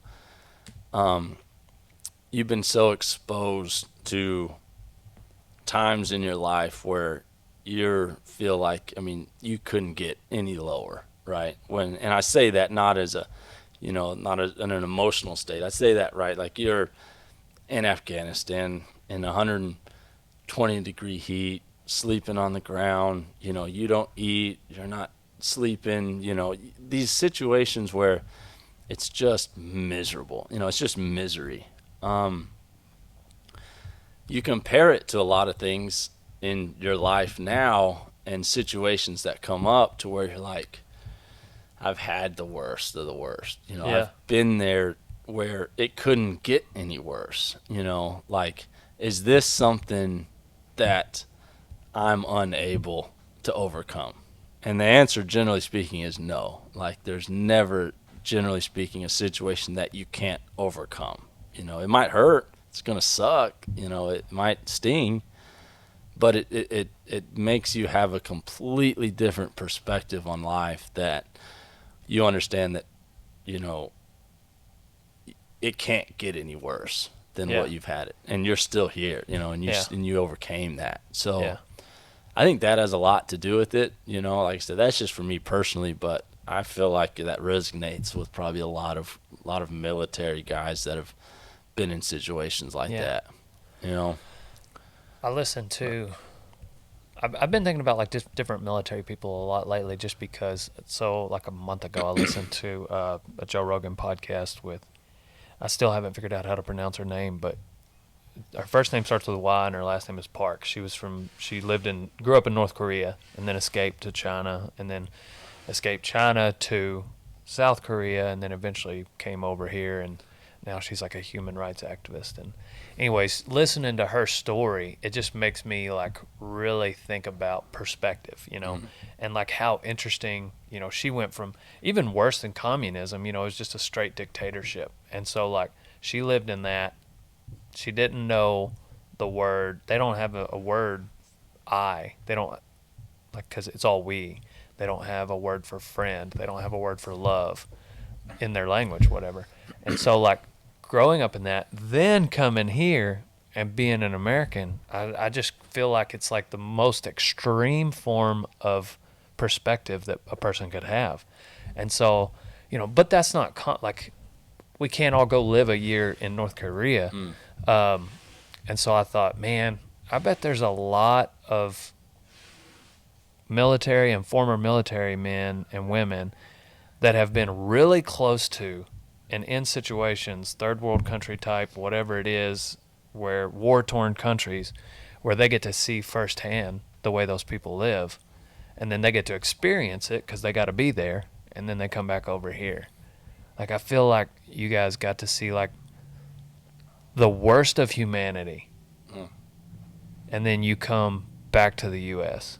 Yeah, I mean, without a doubt, 100%. I mean, that is the situations that happen over there, like, nobody can ever understand them unless you saw it, with your own two eyes. I had no clue the level of sheer hate in the world until I went there, Yeah. and it does give you a different perspective on life. But I think even more than that, like for me, it's what happens almost personally for me in situations. Like the harder I go through something in life is what kind of really grinds, really makes me feel that way, that anything could be overcome. Like, for instance, some of the training and stuff that, like there was a time when I was in pre-dive, which is a school, a prerequisite to go to dive school. Another, obviously, heavily watered, school. And there were situations there. That was the first time I'd ever seen a grown man cry. Dang. Like, just tear up from training. And certain situations that you go through there, like, for instance, there's the in-dock to be able to go to dive, is a series of water evolutions that are what we call drown proofing. So it basically teaches you in a way to make you realize that you can't be drowned, basically. And so it's a series of, what happens is you're standing on the side of the pool and they tie your hands and feet up. They tie your hands behind your back. Wow. And your feet, so your hands and feet are both bound. And like I said, your hands are behind your back, your feet are just straight down, and you're tied. And so what happens then is you basically jump in the pool. The pool's a 15-foot deep pool. Everything that we train is 15-foot deep. Wow. Yeah. And 15, and then I think it's 50 meters or long. But they push you in, and you basically have to do a series of evolutions. First one is what we call bobbing. So you're in the water, and you have to go up and down, bottom of the pool to the top, for 5 minutes. And yeah, and so Wow. and you go up and down 5 minutes. Obviously your hands and feet are still bound, and you're basically just understanding how to control breathing up and down. Yeah. You let your air out to sink, push off the bottom, you come up, you have a half a second to grab air, and before you're sinking back down. And then after those 5 minutes are completed, they throw in a mask, right? Your goggles and your mask, and they drop to the bottom. You have to go down, pick it up with your teeth, and you have to bob for that 5 more times. And then when that's complete, you have to swim the length of the pool and back with your hands and feet tied. Whoa. Yeah. 50 meters? Yeah, all the way down and all the way back. And you kind of end up looking like a dolphin per se. I mean, you're kind of, it's a lot of, it's weird, it's really weird, but it works. Yeah. And so, yeah, you swim back, then you come back down and you do like 5 flips underwater forward and 5 flips back. And then, if you can complete that, you're eligible, you're allowed to go to dive school. So that mixed with another evolution that we call tank treads, which is where you put all your tank, you put your air tanks on and all your gear, weight belt, everything like that, and you're just treading water, are all situations that you have to pass before you're able to go. And that was the first time I'd ever seen a grown man cry. In evolutions like that. So, just going through situations like that for me is what makes me really understand that, like, if it's not that level, if it's not that hard, like, man, I can do it. You're probably going to be all right. I think I'll be all right. Yeah. Absolutely. But I would have cried. Yeah. I cried. I remember the first time I drowned. I remember the first time I just, and it was during those bobs, because I I was struggling with it for a long time because like it's just a mental thing, you know. It's just completely. I mean, nobody jumps in the pool with their hands and feet tied behind their back, you know. And I would go and I wouldn't make the time or whatever. And one time my instructor pulled me out and he was like, "Hey, like I'm tying these lines to where you can like there's no choice, you know." And he did that, and I was like, "All right, whatever," and just bloop. Right, just push me. Like he didn't give me an opportunity to catch my breath or jump in. Pushed me in, boom. I went down. I did like a couple bobs and came back up, you know, halfway and couldn't make it to the top. Like I was, you know, 7 feet or so below, and I knew I couldn't make it. Like there was no way. Like I had no air left. Like I had nothing. And then all you see is just bloop. Then he pulled me out of the pool and woke up on the side of the pool. They give you CPR. Do what? Yeah, well, there's some you know there's some different deals, but yeah, they normally tell you on the side and you cough up the water and everything like that. But yeah, Dang. yeah. So Yeah, did you ever have to use water training at all in your? well, obviously in Afghanistan, I mean, not really. Right. You know? I mean, I'm gonna be honest. I mean, everybody, you know, you go to dive school stuff, and it's one of the you know the neat things, you know, but like. Afghanistan, no. Yeah. You know, Well, I didn't know if maybe there's some river or something where it's just like, okay, this paid off. But well, yeah, nothing as far as like dive gear. I mean, we did have to cross a lot of like waterways and you know, kind of rivers and stuff like that. Like there was some level of water, but it was nothing. Like, you know, there's no diving. There's no none of that. So, you know, fortunately, so. Dang. Was there ever a moment where you felt like you weren't as prepared as you, or like maybe even just not necessarily you personally, but like maybe your platoon or whatever, like you were not equally matched, but just like way more power in the opposition than normal? Honestly, no. Like they put y'all to the test. Well, now that obviously, yes, 100%. You know, Afghanistan, right, and the Taliban, right, they've been fighting forever. Yeah. Right. I mean, there was people we met and stuff, older men and stuff. You know, they had been fighting for like the only thing that country knows is fighting, right, and war. And that's the only thing they've ever known. Yeah. And they are don't you know and don't think anything other than those guys are very good at what they do. Yeah. The Taliban are very smart. They are very knowledgeable, and they are very experienced. You know, they will never, you know, they aren't to our level, right? But for what they have, they are incredibly capable. And and you see it. I mean, you see it all, you know, all over. Like if they weren't, there wouldn't be an issue, right? You know, we wouldn't be there. We wouldn't be having these, you know, they wouldn't be as successful in some of the, you know, the service members that we've lost, you know, if they weren't, you know, as good as they are. And they are incredibly good. So we didn't understand that until we got there on my first deployment, because everybody, you know, that was all of our first trip. But we quickly realized that they're very good at what they do. But luckily we were just better, you know. Yeah. We were completely better. I know after our first deployment, we were so successful in our first deployment that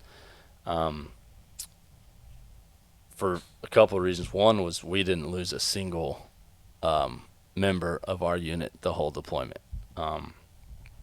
And during our deployment, we had over like 300 plus like enemy KIA or so. And then at the end of our deployment, General Mattis, which was our formal secretary, Mad Dog Mattis, Mad Dog, was our general there, was my general there on our first deployment. And he had said that we were the most deadly battalion in Afghanistan during that time. Wow. And 2010 was the height of the Afghanistan war. I mean, that's when everybody, I mean, I forget the number, but it was an incredible amount of number of servicemen and women that were over there at that time. I mean, it was massive. And like I said, fortunately, I had just gotten with some great men, and, you know, it's just, some of it's luck, some of it's good fortune, but man, they were just a good group of guys and a good unit. And so, like I said, luckily for us, for me personally, we were just better than them, you know, during that time. And unfortunately, it's not always the case, but for me it was. Yeah. You know. Was there anything that Ross said that sounded similar to stuff you'd experienced? A little bit, you know. I mean, it's interesting, like the different jobs, you know, in the military and stuff that, you know, operate in different ways. You know, me and Ross had a very different job, you know, both very necessary. And, you know, and what he did, man, we had some of those guys attached to us and absolutely loved them. I mean, they were such an important aspect of what we did over there, you know, like, because before we had those guys, like, the way we'd find IEDs is we would push our hands through the ground if we were crossing the road, and we would just skim like this until we found, you know, an explosive device or wires or something like that. Was our way of doing it, you know. We'd send the most junior guy to, hey, just clear that street, right? Because they were so smart in the way they did those. That was really the only way that you could really find them. You know, metal detectors wouldn't work. You know, there's just a lot of things that we used that wouldn't. So that was our way of doing it. You know, we didn't have the experience of that. And so those guys, you know, what Ross did and everything, like, man, they're so good at what they do in those regards, you know, but so were we, you know. But we just operated completely different, you know, in the ways we operate. You know, Recon, we did everything from, you know, we'd go out in missions at night, you know, you'd leave at night, do a hard hit on a house, you know, get drugs, weapons, whatever, people, bring them back, and we were eating breakfast, you know, on base in the morning, you know, kind of thing. So you were going after like a specific target most of the time? Some of the times. That was, you know, my second deployment, we did a lot of that, you know, a lot of high value target stuff. You know, my first deployment, we did a lot of house to house stuff where we'd get dropped up, you know, up and singing, and we'd, you know, they'd be like, hey, we'll see you guys in a month, or, you know, what have you, and they'd drop us off, and we'd move house to house every night and collecting reconnaissance and information and kind of doing a lot of things and interacting with the local populations and just kind of doing everything that, you know, was asked of us at the time. So, you know, we got to operate pretty autonomously up there and kind of had quite a bit of freedoms and kind of stuff like that. And so, you know, our operations were much different than what Ross was doing. So to an extent. If bin Laden is like 100 and then just a Taliban foot soldier is a 1, what's like the highest, what number were you either shooting at or going after? Like as a sniper or like going to go grab? Yeah, it's hard to tell. A lot of our information that we got, right, everywhere we'd go, they'd be like, hey, you know, this number 1 guy is here, this number 2 guy's here. You know, you were always looking for the head guys, right? It's the same thing as they do, you know, cartels or any of these other kind of organizations and stuff across, you know, the world that, you know, to find what you need, right? You go for the head shit, right? Mm-hmm. And then it just kind of trickles down, or, you know, the middle of the road guys to kind of squeal and, you know, like however your tactic is to, you know, infiltrate an organization or eliminate, you know, a threat, you do. So there was a lot of that for us to where it was like, hey, where you're going, there's these guys here. Finding them was whole nother story. Yeah, whole nother story. I mean, you end up going somewhere and they hear the helicopters that, you know, come in at night and boom, they're gone Wow. across the border, right? Kind of thing. Dang. Like I said, they're incredibly smart, you know, absolutely incredibly smart and good at what they do. And so, What movie do Yeah. you feel like most kind of pictures some of the experiences you had, or one of, or the whole story? yeah, that's a tough question. Like what I mean, movie do you find yourself, have you found yourself relating to the most? You know, I would say just on like a maybe kind of a very similar kind of aspect. I would probably say Lone Survivor-ish. Yeah.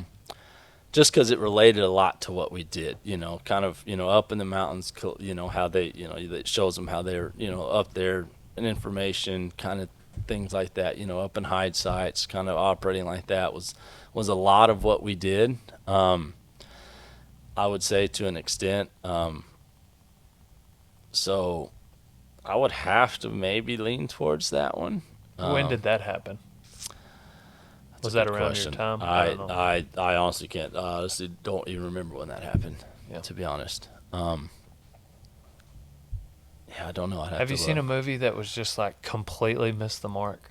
Ooh, as far as like the reality of it, or Yeah. like just tactical. Either one. Like, yeah. I only say this because like I listened to when you said Tropic Thunder. Like I was literally when I listened to that podcast, I was like, and you asked that question, I was like, Tropic Thunder, and then when I said Tropic Thunder, I was like, yes. Like, I was like, I knew it. I was like, same page. I mean, obviously that's kind of a comedy spin-off kind of thing, whatever, yeah. you know. But I mean, for the most part, most military movies now do a decent enough job Yeah. of they're never going to get it right because, you know, Hollywood is Hollywood, you know what I mean, and it's and it is what it is, and Yeah. most guys don't, or at least I know for me personally, I don't watch a military movie to try and like Right.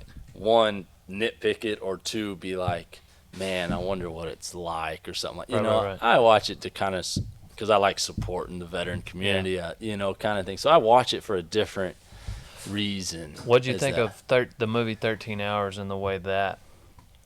Yeah, no, that I thought that was, I really enjoyed that movie. You know, Yeah. I think it does a good job of, you know, trying to, you know, one of the cool things I thought about it, and one of the things I think that gets missed a lot, is our relationship with, you know, Afghan people, Iraq people, you know, our, you know, such direct, you know, relationship with those people that have allowed us to be successful throughout, you know, all these years, you know, and I think that movie did a you know, a good job of kind of navigating those, you know, those relationships, whether they're good, bad, ugly, indifferent, you know, kind of thing like that. And I thought, you know, and I like when it's like that, you know. Yeah. I don't necessarily like when you know, the movies or whatever that go in and they're just like, you know, it's just me against you, Right. know, kind of thing. Because it's not. Like, it's Right. it never has It's a little more been. complicated than that. It's so much more complicated. Was So- it a how big of a deal was it just for all of the U.S. military when they got Osama bin Laden? It was big, but I don't think it was as big as, The media portrayed it. yeah, you know, just because, I mean, just like anything, I mean, you cut a head off a snake, right? I mean, that just leaves, that Just gonna doesn't grow kill back. the beast, you Yeah. know what I mean? I mean, that just, if you've, you know, guys that have been in war and situations like that all their, you know, for an extended period of time, they understand that those power vacuums just create themselves when you do stuff like that, you know. Yes, it was great. I think it was great for a lot of people for a lot of different reasons, you know, like a lot of people that, you know, were super affected by 9/11. I say that everybody was affected, but like personally, right? Like, you know, they had some, you know, lost somebody or were there, something like that, that really connected with that, you know, and had never served or been in military. You know, I think that was super Yeah. amazing, for in that aspect. The military as a whole, we just knew that hey, that ain't stop, Right, It's right. it's awesome. Nothing's over. But no, it's not over, Yeah. the fight's not over. So Right. but it's always good. I mean, it's definitely not a bad thing. I mean, a win's a win, Yeah. kind of thing. Yeah. So it was cool. What do you think? What do you think? I was in like 5th grade or something like that when we got Bin Laden. Yeah. What was that, like 2010, 2011? I don't know. Well, it was when Somewhere around there. Obama was Yeah. still in office. Yeah. I'm pretty sure They've it's since in made a elementary movie school about it, and Yeah. that came out like 6 years ago. So Yeah. like, I think it was like 2012, 2013, wasn't it?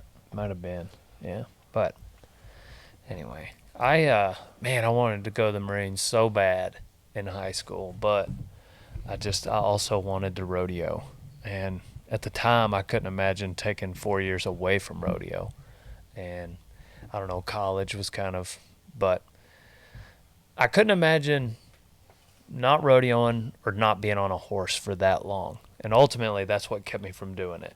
Like I just, but I was like, I whether it was true or not, I don't know. But me and a buddy, like we were jogging 3 miles every day. Like we were trying to, we thought there was a certain time limit you had to jog, your 3 miles under. And so I don't remember if that was true or not, but essentially like we were going 4 miles every day together. And, he ended up trying, but he failed the hearing test or something and Yeah. couldn't go. And so I didn't, and then Yeah, they couldn't get a waiver or anything. They're like, nah, Nothing. you can't go. It's man, tough. he He wanted tried. to so bad. He tried like 6 times. Yeah. So bad. He would have been a really good. I feel like they missed an opportunity there. Yeah. Not letting Mills get in. But anyway, so yeah, it just didn't happen for me. But like I've always just had kind of a romance towards, military and what they do and what they have to do. But then my second and third thought is just wondering how I would have handled it or if I'd have been able to. Correct. It's a big marketing thing now because I was like you. Like when I just like my grandfather served in the army, and so I knew of the army, but I didn't really know. But the only reason it's funny, like I look back, the only reason I really went to the Marines was because one, their uniforms were the best looking. Right. Our dress blues Right. that's the best uniform on earth in my Yeah. opinion.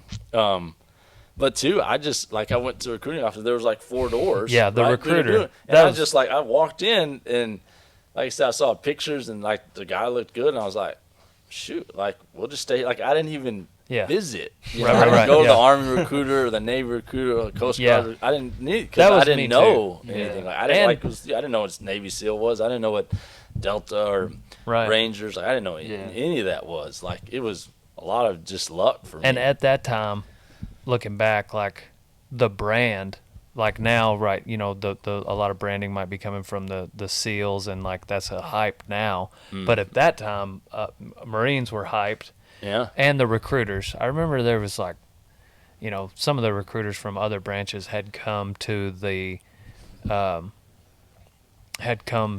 school, and a couple of them they were kind of dicks, and just the way they talk. But then this Marine recruiter, he was just cool, and which I'm sure that was his plan, or It was just play. For Yeah, sure. it might have been his those play to- recruiters, man. Those recruiters are tough. You But gotta- I remember, I think it was the Army recruiter at the time I met, and I was like, man, if this is your play, it's the wrong one because it ain't working on me. And then the Marine guy kind of smoothed me over. But so that was a huge reason why I think I was probably sold on the Marines at the time. But anyway, I thought at the time just being a Marine was essentially like a special forces type thing, like just being a bottom of the rung Marine. Basic Marine. Yeah, it was just, and that was kind of the idea I had in my mind. Yeah. But Yeah. anyway, I was similar to that too. I think because I remember when I graduated boot camp, I came home and I wore my uniform to school. It's a high Yeah. school, walk around and,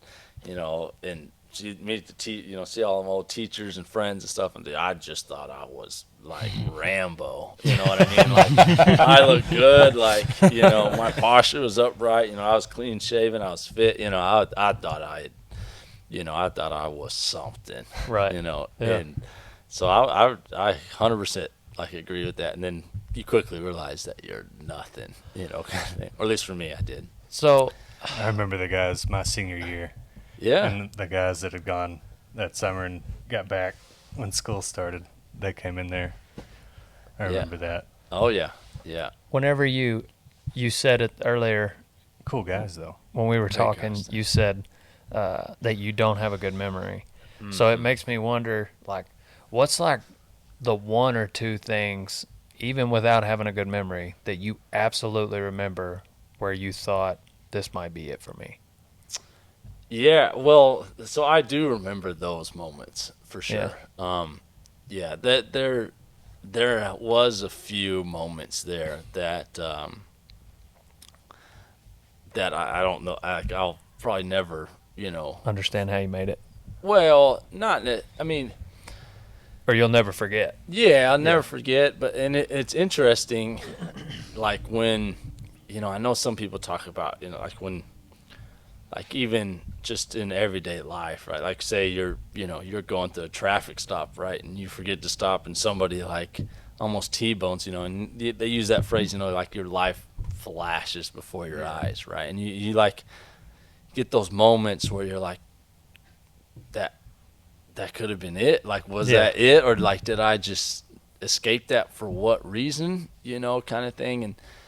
And yeah, 100% there's those moments where, because my first deployment, we were very like, I didn't even think twice about anything. I was fearless. I was like, we were young. I was 20, like, and I was like, man, this, like, nothing can kill me. Nothing can hurt me. Like, I was invincible, and it's your first deployment too. And you're like, man, I still have many years, in the military and stuff like that. And so, I mean, I was just like, it didn't really ever cross my mind. Like, there was moments where I was like, whoops, like that 100% could have been it. But like, it just like compartmentalize it, boom, keep moving forward. My second deployment was a little bit different, because I was a little bit older. I had known that like could have been on the verge of getting out. Life could have, had a lot of life left ahead of me. I was more mature. And so it was a little different because I was a little bit, I approached my deployment a little bit different, and I don't know if that's a good or bad thing, but it was definitely like one of those things where I was like, yeah, if I try and control situations a little better, not take the risk that I probably should or whatever, like, will this work out in my favor, kind of thing, and I'll survive and go on about my life, yeah, there's a few moments. I mean, you can recall moments about, accidentally stepping on IEDs, right, which are the improvised explosive devices that they put in the ground and it not going off, right? Dang. Or you're walking, because my first deployment was a tough one because I was what we call a point man, which is the navigation guy, which is the guy that leads every movement of your platoon or whatever, however many people you have with you. So I was the first guy to always lead a movement. Me and another buddy of mine. We shared that task, and so I was always the first one everywhere. So I was the first one. I was doing everything first, crossing a road first, walking down a path first.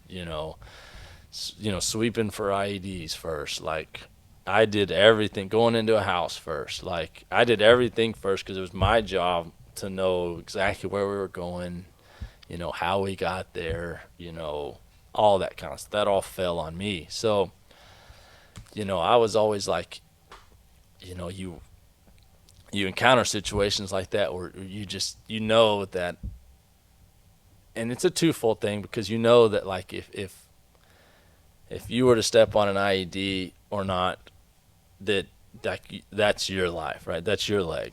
If you didn't and you missed that and somebody behind you did, right, that's also falls on me, kind of thing. So it's heavy. There's a lot of responsibility that goes along with kind of stuff like that, but yeah, there was quite a few moments, Did you ever like find that. yourself, like, just the loyalty side of things, like, did you ever find yourself having to, like, save one of your buddies? What do you like? So, that like, got I'm injured just- or? Well, what? I'm just thinking, like, of a scenario just because, like, obviously the camaraderie is a pretty important scenario, and, like, loyalty and knowing somebody that has your back is going to be important when you go into battle with either 6 guys or 18 or however many. But, like, you have to put yourself in harm's way so that person doesn't die, like, right now. Yeah. I think it's one of those things. I think that when you're put in situations like that, and you're surrounded by good men, that everybody is willing to sacrifice for somebody else. Yeah. And it's a super unique relationship in that way. It's not everybody for themselves. Like, if I take care of myself, then I can take care of somebody else, kind of thing. Everybody's willing to sacrifice for the other, and that's really what you'll hear a lot of guys talk about. I know especially recently, because with the whole Afghanistan withdrawal and everything like that, a lot of guys just talk about how it transitions into being there for one another, right? And bringing each one, everybody home, and your responsibility to one another. So yes, there's a heavy emphasis on everybody kind of almost, you say neglect, like disregards a bit of their own personal, safety for everybody else. Mhm. And yeah, I know I personally had that a lot. It was like, it's my responsibility for my jobs to ensure that, everybody else was safe, and that was one of the huge, accomplishments I felt. Like I mentioned, like, we didn't lose. We had a lot of injuries and stuff like that, but as far as no deaths in my unit, and that was one of the big accomplishments that I took away, was just the fact that, like, I was successful. I played a part in that, kind of thing. Did you ever see, I'm sure you've seen that video, the guy that won the 2 medals of honor, the only medal of honor that's caught on video? It's like a camera from, like, it's like a heat. Yes. Oh gosh. Yes, I have seen that a few. Yes. It pops up every year on the I know memorial it. of and I can't remember, like, so bad at that. but But yes, because they're on the mountain. They're on the mountain, correct? Yeah, And he yeah. saved. But yes, he I'd ended have up to- saving like 2 Yes. dozen people or something. Yeah. you know? Just an unreal, yeah. heroic thing, and and it's it's awful that I can't, like, remember a lot of those things or pinpoint Right. a lot of those things like that. But I think those situations are just, they're such a remarkable thing, I mean, and I know a lot of people, use the word hero and kind of stuff like that about certain people, and it's true, like, I would never say anything other than that, but it kind of continues to go back to the fact that, like, man, when you put extraordinary people in, like, some really hard, extraordinary times, like, and if they rise to that occasion, I mean, there's nothing better than that, Yeah. and I it's amazing. It's absolutely amazing what, people, because, like, a lot of people sit back and they look at it and they're like, I don't know if I could do that, or, like, I don't know how they did that, whatever. And I always tell people, it's like, man, like, if you're put in those situations, and whether it be your family or friends Yeah. or stuff like, you'd be surprised at what comes out of you, Yeah. and So you feel like the ability to do something like that is in more people than what even the person that it's in believes. yeah, absolutely. And I think it's in a lot of people, Yeah. and, Man, that's and refreshing, just because, like, yeah. that to me, like, that scenario, and I'm sure when you hear the details of the story, so it's like, do y'all know what we're talking about? No, sir. Yeah, kind of. There's like Yeah, there's I'd a have there's to look it when you up. see it, like I've got it somewhere. I send it to pretty much every male in my Instagram DMs, but like the video pops up periodically. But like this guy, like essentially they're on this mountaintop, and it's a few of them, and they he gets shot and he's like unconscious, and so like but everybody in his platoon like had to like retreat, but then he like becomes more he wakes up. Yep. And you may know the story better. To it maybe a little bit, but yeah, it was along those lines. Like he had got shot, he had got injured, and you could see him, on a thermal camera. They suspect he went like, in a tree, bush, something like that, right? Well, I'm not. Like gosh, a it's, helicopter crashes, and you can see that like, but there's like these enemy like in like a bunker. There's two bunkers. Yep. There's two bunkers. There's 2 bunkers on the hillside. And so because he had been unconscious in this one spot, like they're under fire behind this helicopter, and he's in this position where he can like rush these 2 bunkers, even though he's been shot a couple times. And people were there, and so I think that's how they know the story. It's hard to really tell. Like there's a narrator telling you because it's just like a drone footage, like heat drone footage where you can see.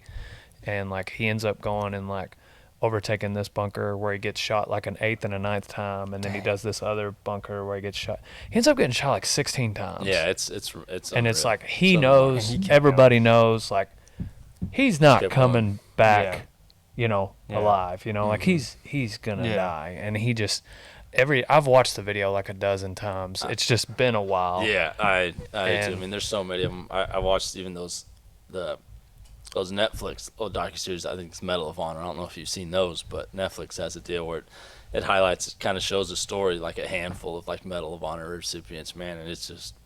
But it's essentially like what's so intriguing to me is just like he's in a spot, he absolutely knows. There's no coming back. Here in about 2 hours, I'm going to meet my maker. Period. End of story. There's no question. Like it's not like I might make it out of this. No, yeah. And so he's got that much, maybe if that much time to like do something. And it's like these group of, and so he just like moves forward and goes into, or a scenario where it's like, I could not do this thing and survive. Yeah. Yeah. Like, and so like, Yeah. you and somebody's faced with a decision like, okay, I go here and it is absolutely imminent death is, today, whatever, Thursday, like I'm going to die today if I go do this thing and help this person, or I cannot, and I'll be all right, and that to me, like, that is the most intriguing, like, decision scenario it just blows my mind, the thought of like somebody being in that scenario. And like I would like to think that I would do the same thing he did. I would hope I would. It sounds like from your story, this guy didn't second guess himself. Like he just reacted, and his reaction was, "I'm going to choose these people over my own life." Right. Yeah. And I think a lot of it too really is it's not even a thought, to be honest. Like it's just your conscience. Like it's a gut feeling. It's a reaction more than it is anything. You know what I mean? Like nobody, like in every experience I've been in, or had to deal with it, it was never like I sat there and said, time out. Like, should I do this? Right? Should I go help these people or say this or, shoot or not? Like it was never like at least from my opinion, like it's always just instinct, like How much of that is from like because you've been fighting with these guys day in and day out for however long, or training, or is it both? it's a little bit both, but I would say heavy on the training, really. Really? Yeah, I think That's what makes me nervous why because like I feel like as a civilian, if right. there's ever a scenario where it's just like my intuition and instinct is like go away from this thing, like I would hope and pray that like even not having had any training that I would be able to, there would be something pushing me towards helping my fellow man. And there is, obviously. yeah. Look at Well, some after of the stuff you've done on videos, like when the crap hits the fan, you're the first one in there. But see, some of that I think is because of No, training. I'm not comparing that to Right. I know war. you're not. But, like, yeah, 100%. but It's either in you or it's not. yeah. And it's very apparent that most everybody here has that in them. Yeah. I mean, the bull hang up. yeah. Yeah. When you Well, and got, hopefully Yes. that's like a similar instinctive like knee jerk reaction. I It feel like is. I've had a level of training in a rodeo arena Correct. where like my mindset yeah. maybe just not that if there were a life and death situation in a store in the public whatever that I obviously would not have the talents and capabilities that someone like yourself would, but maybe there is a little bit of carryover where at least my knee jerk reaction would be to step towards it. That's Yeah. that's all I want. Right, Like right. Lord, just give me the courage to step towards it and that be my instinctive reaction rather than self safety. Yeah, yeah. Well, and I would say one of the biggest lessons that I learned in my time in the military and throughout all my experience was something I shared with my old high school football coach, and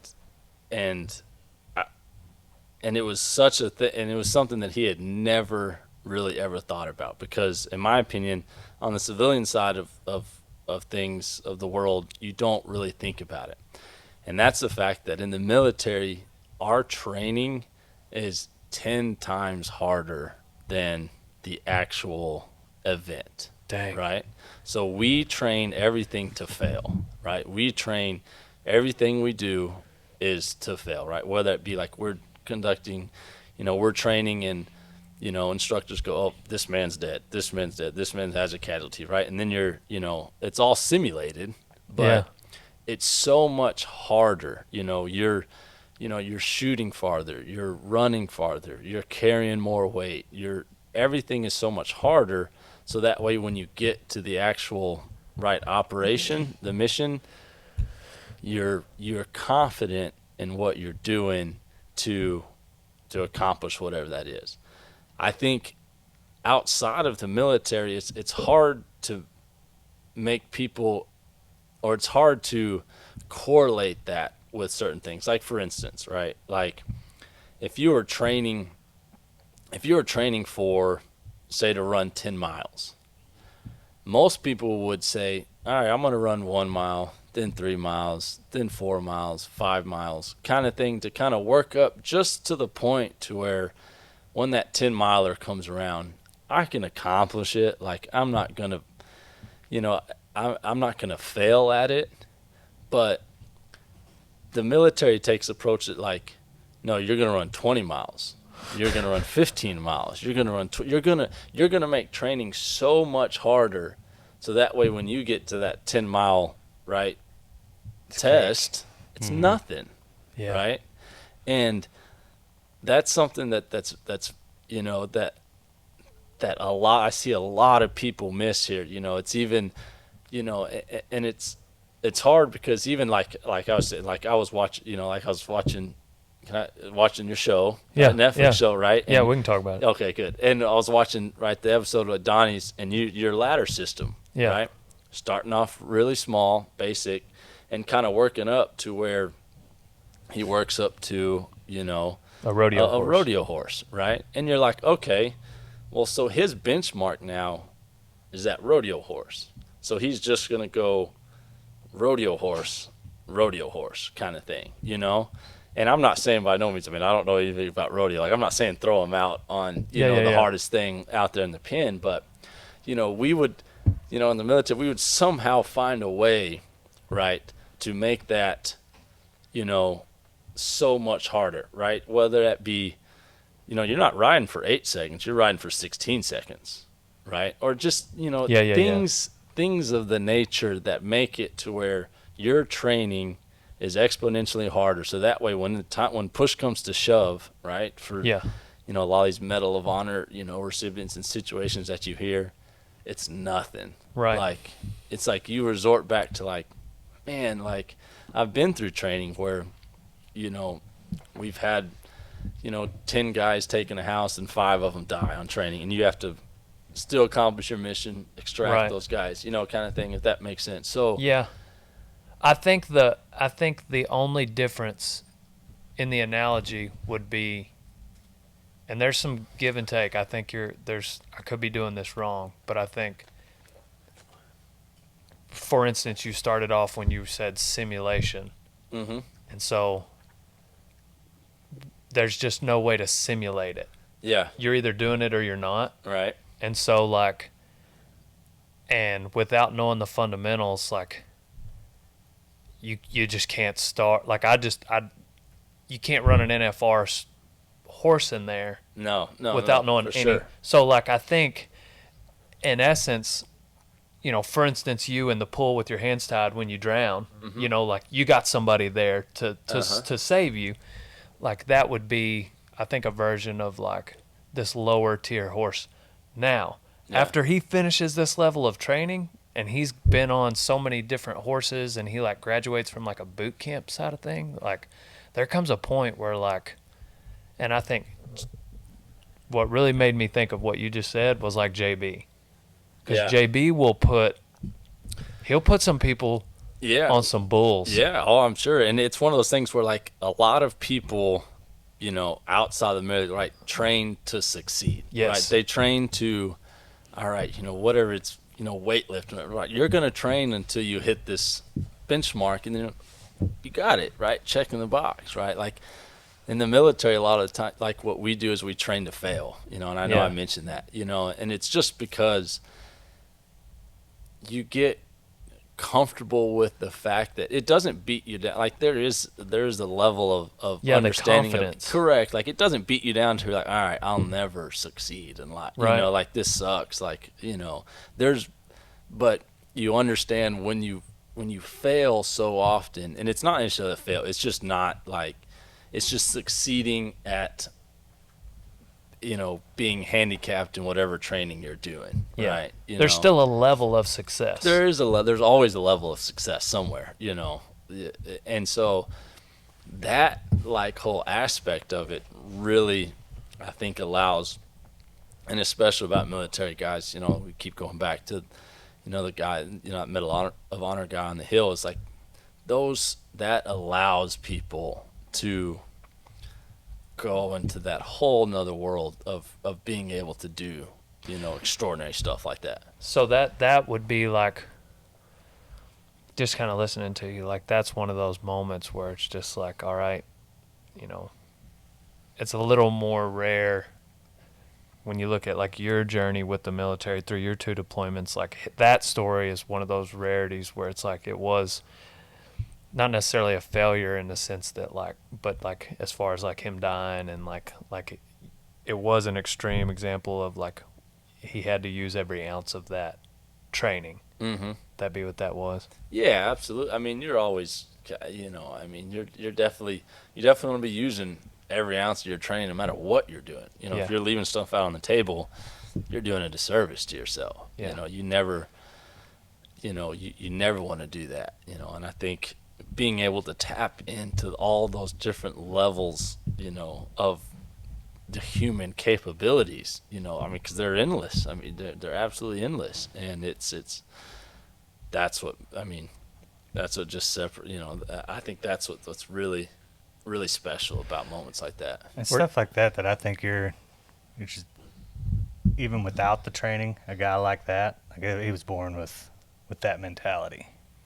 You know what I mean? Yeah, I mean, we're Like- 100%. I mean, I definitely think that, like, you know, we're all born for a reason, you know, and we all have our own destinies, and we all have our own things in life that we endure. And I definitely think, you know, there is 100% a part. I mean, because you could go back to, like, he wouldn't be in that position if he wasn't supposed to be there in the first place, right? Like, there's a reason for everything. Yeah. You know, and so, you know, it's special to see stuff like that. But yeah, no, I think you're absolutely right. I think everybody has whatever it is.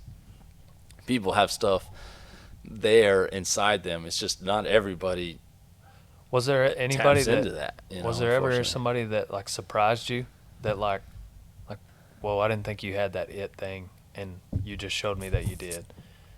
Yeah, I mean, Like someone like if you had to, for instance, I've pulled up to a rodeo and I like feel sorry for a guy, like the way his equipment or whatever. It's like, man, this guy, he might get hurt tonight. Yeah. And then he won the bull ride. Yeah, 89 points. Right. I learned to never judge someone. Judge the book by its cover kind of thing. Occasionally, there's a can level whiz- where it's like, okay, you absolutely can get hurt. But like, Yeah. was there ever Yeah. like a moment where you like kind of were halfway surprised at someone's ability based on their? You know, yeah, I mean, the short answer is yes, obviously. I mean, I was always surprised by the way, you know, people, you know, in my military experience, like, guys rose to occasions, right? Like, you know, I know we hit it on the early on was that, like, everybody's so much different, you know? Yeah. Like, you know, I thought, you know, the whole, you know, fire breathing dragon, you know, eating kind of humans, right? That you're like, oh yeah, da da da da. Like, there's just some really, really good, like compassionate, smart dudes, you know, that I had the opportunity to serve with, and that I was just so blown away by everybody's ability to be different, but yet contribute all in the same sense. You know, and so, yeah, there were some, you know, there are some moments where I know I've been in pickles and like they've just, you know, they've all sacrificed for me, you know, and yeah, it's remarkable. What kind of pickle? What do you mean? Like in in situations where you're in firefights or something like that, you know, and you're pinned down and you need help, Gotcha. right? And like other guys just come, you know, disregard, you know, their own, you know, their safety or whatever to help you, you know, doing anything and everything possible, you know, and so, you know, it you know, those type of moments, really. I got two more questions. Have you ever been around someone or been involved with something where someone won the Medal of Honor? No, not the Medal of Honor. I mean, we fortunately we were, you know, my unit Earned yeah. the Medal of Honor. Yeah. Where I mean, we had a lot of awards, you know, and a lot of people for good, you know, good reasons. So, you know, I was around a lot of heroic men, you know, without a doubt. But nobody personally Medal of Honor. Yeah. My one of my last questions. I've felt like not being I'm not a confrontational dude. Like I have no desire to fight someone. You know, like Love to argue, though. when I disagree, when I disagree with someone, I'll bark. or have like somewhat of a, you know, quote unquote enemy. Like violence is not like something I want with that person. And so like I've just never felt any sort of like need to know how to fight anyway. And then one time, like I talked about on podcasts, several podcasts back, but like I was just in a little situation where I'm with someone who had a huge disagreement with some people, and I'm not going to leave this person hanging, you know? Yeah. And I'm looking around, and like I know one of them had previously gotten out of the hospital. The other one is about a foot shorter than I am, but also capable. We're outnumbered. Redneck, gristleneck, like individuals. Like we're about to get our asses whooped. But I'm like, I'm gonna do it. Mm-hmm. These two will not be alone right now, you know. Yeah, and yeah. I had time to process it, so like it wasn't a knee jerk thing that I had to come up with. Looking back, I did knee jerk to their side, but like, and then that in that moment, like, and obviously, you know, nothing came of it, but like, we were able to talk ourselves out of it. But like, we're about to fight, you know, and how it was going to end was uncertain because of just how much emotions and where we were. Like, nobody was going to stop it unless someone was either unconscious or worse. Anyways, whatever. The point is I'm like, after that, I thought, do I have some sort of responsibility to like up my personal training to a level where Some I guess taekwondo. like having been in life and death situations, having been around trained people, do you see like just the everyday civilian, should they have like a certain level of, or is it okay to just, I don't know. Oof. I This, mean, this came out of nowhere. yeah, this no, question. I'm with you 100%. I mean, me personally, my opinion is yes. Right. My opinion is, I got to start training. I mean, That's what I mean, my opinion, I mean, and I'm not saying it's the right opinion, you know, or the only opinion, obviously, but the way I approach life, right, is I train every aspect of everything I can to make me confident or equipped to handle any situation in life. And in that respect, Are you strapped right now? do what? No. Okay. No, no, Yes. you know, but Y'all that's, you know, Yep. What? I'm security. I did know a guy. He's like, I'm carrying 3. Like I know a guy. He's like, I'm carrying 3. You might find the first one. You might find the second one, but you ain't finding the third one. Is what he said. interesting. Yeah. But yeah, so I mean that's how I approach it. You know? I'm not saying that, you know, I because me, I never want to be in a situation in life, whether it be life or death or whatever it can be, and I am ill-equipped to do, or I'm not capable of performing whatever it is. Yeah. You know what I mean? And so I always tell people that, whether it be fitness, shooting guns, eating, like whatever in the world is your kind of thing, like I always just tell people I will never be the one person that won't be capable of doing something. Yeah. If someone's more prepared than you, it won't be because of your lack of effort. correct. Yeah, Or absolutely. if something were to happen where you didn't win, Mm-hmm. it's not because Yeah, I would just know, like in my head, I would just know that person was better than me on that day.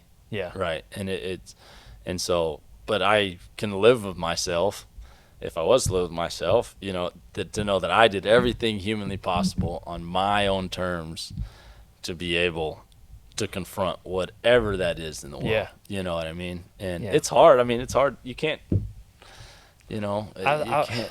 As a young man, like going into college and just like you go to the bar, you go wherever, and that's just like there's just this like chest puffed out kind of like, I don't want to say animosity, but like there wasn't like a lot of times where like I'm not just going to go walk up to a guy and just talk to him. Just like usually there's just like a pride thing with guy. And then for some reason, I'm not sure why this experience did this for me, but I had a buddy that actually, he committed suicide. And it just shook me to the core. And for some reason, like the biggest impact it had on me, aside from just being really sad that I lost a friend, was that it just completely dissolved that side of my, I guess, just anyway. And I would almost welcome a challenge of someone that had that in them to like, I could see like what I used to have, like just this like chest out, puffed up, guy. Like I would challenge it and go like talk to him and try to soften him up, Mm-hmm. like that would be my challenge. It's just like, all right, I'm going to go make a friend out of this person who I feel like used to be almost prideful. It's almost like you walk into a room and you're just like, yeah, I could whoop him, I could whoop him, I could whoop him. He'd be trouble, but I could whoop, you know what I'm saying? Like that was what I felt like, and it was just like a guy thing. Super, immature of me at the time. And so since that day, like the day he passed, it just like was gone. And I just it was not that I was some big bad dude anyway, but it was what little that was gone. Yeah. And I since then, so that was like years. It might have been 10 years. And then all of a sudden this thing happened the other day Uh-huh. where I'm just like, hey, you may not have a choice because if you're going to be loyal, especially to troublemakers like the one sitting next to me, it's like you might find your. Oh, I meant Willie. Oh yeah. Yeah, bro, watch out. I might find myself in a situation where I don't have a choice, you know. Yeah. And or not, and that was a joke about Leroy, but like this right here is a target. Yeah. That's why you got good security. You know what I'm saying? I've got a tattoo now too. You're the only guy here without a tattoo. So like it may knock on my door one day, and I don't. Not that Yeah, he's tough. got a rodeo time tat. Oh. Yeah, so he's sold out. Yeah, he is. Committed. Anyway, Yeah, I mean, it's never a choice. You don't ever choose, right, Yeah. when something ever's going to happen to you in life. Like, more times than not, you know, Yeah. at least in my perspective. Like, I don't know when that time's going to come. If a time ever comes, I don't know, you know. I don't know. Lord any willing, time. it doesn't. Yeah, but just even that, just like anything in life, you know, I don't know when, you know, it just seems like the choices are always after the fact that something happens or during that time, you know, it's never Yeah. before, you know. Yeah. So just prepare for anything and everything. Prepare for the worst and That's hope right. for the best. Hope for the best. There's a saying we have around here: rather have it and not need it than need and not have it. You There could you say go. that's applicable to skill 1,000%. sets. I thought about that a while ago when I Yeah. first asked this question. The same thing with skill sets. Same thing. That's right. We always had a deal. It's like we said, prior proper planning prevents piss poor performance. Prior What's proper always- planning prevents. That's Sounds kinda, like some that good kind of goes along the same lines. I like that. You know what I mean? Our outro. One of y'all want to go grab 2 more batteries? I brought so we 2 can- extra ones already here. I just don't know how to replace batteries. We do some life You sad advice guy. at the end, Oh, nice. and then we usually record the intro at the end of the podcast. Mm. But Life advice. so that would be. So is that your life advice? Oh, We each go around the horn and we offer life advice. Oh no, I don't. I mean, that's part of it, I guess. You know, like I said, it kind of double taps on what we've been kind of hitting on here the past couple minutes. But I don't know if it's the life advice, you know, for me. You know, I think, man, it's kind of hard. I have to think really my soul life Yeah. advice. No, you can think know? on it. We can start with Willie. Yeah. Oh But- man, I gotta think too. I mean, Clearly we're struggling in life here. I did We're not ready for life. I did a rock and. You want to do the wide angle too, or does it matter? Okay, cool. Oh yeah, this one. No, we can just Yeah. we can finish it up with these 2. But like with Tough Hedemans was take a chance. Columbus did. Leroy, you want to tell us your normal life advice? Which one? The one you are famous for. Oh, wash your hands and say your prayers. Germs and Jesus are everywhere. Bingo. Bingo. What you got, Willie? If life gives you lemons, eat them. Okay. They're good See, for your just- immune system. Mm. Yeah. Okay. Just eat 'em. take the experience and make the most out of it. All so right. Just eat them. Yep. What you Yeah, got? you know, I guess I will stick with that. I will stick with my 7 P's. Prior proper performance prevents piss poor. Prior proper planning prevents piss poor performance. That's pretty good, and it's gonna resonate with me because I'm gonna get ready.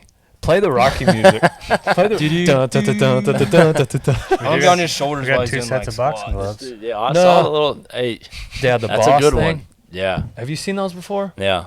I got it. I just from a like buddy. mitts and gloves. So. What do you mean mitts and like? So, oh, with somebody? Yeah. Yeah. Well, I'm by boxing. myself Yeah, all the time. yeah. You I don't could- know. Not all the somebody. time. He's gonna start texting me like, "Hey, I need someone to like hit." Dude, Want your I would job? be down for that. But Yeah. so, have you ever been in any hand-to-hand altercations? No, I mean we trained a lot for it, but I yeah, mean, no, like life and outside death. of training. Life and Not life and oh, death. Maybe just a fight. No, you know, Really? here, I'll, no, yeah, because I'll disclose this, right? Ever since I left the military, every physical altercation I've been involved with, I have de-escalated that situation to where I never have to go to that place. Dang. And it's simply because, like for me personally, right, like in the military, like, and I know Ross, you know, talked about it a little bit, you know, when you, like taking a life, right, like is intense, right? And you have to go to a different place, and it's not, you know, and when you're accustomed to life and death, right, just knocking somebody out or, you know, pushing them or what have you in that situation, like, is hard to control, to I think, for people that haven't been associated with life and death. You can't know? just like halfway beat them Yeah, up. well, yeah, to an extent, because like for one, it would take a lot for me to care to really, you know, get into that level. Something like you said, like two, like yeah, like me punching somebody or something doesn't do anything for me. Now there are certain circumstances, like you said, you know, your buddies or you're defending somebody, but I've taken it upon myself to never go into that place in my head in an altercation that could potentially throw me back into that world of life and death. So All the stuff you've categorized away. all the stuff that I compartmentalized away. Compartmentalized away. Yeah. Yeah. So that's always been my that's always been my Luckily for me, my security guard's a little different. Right, Willie? You Yes, sir. Put them hands on people. Willie puts hands on Really people. puts the hands, huh? Yeah. No, that's how I haven't- would- I I haven't would- had to do it. I would love to avoid any and all. Like, it just doesn't. Yeah.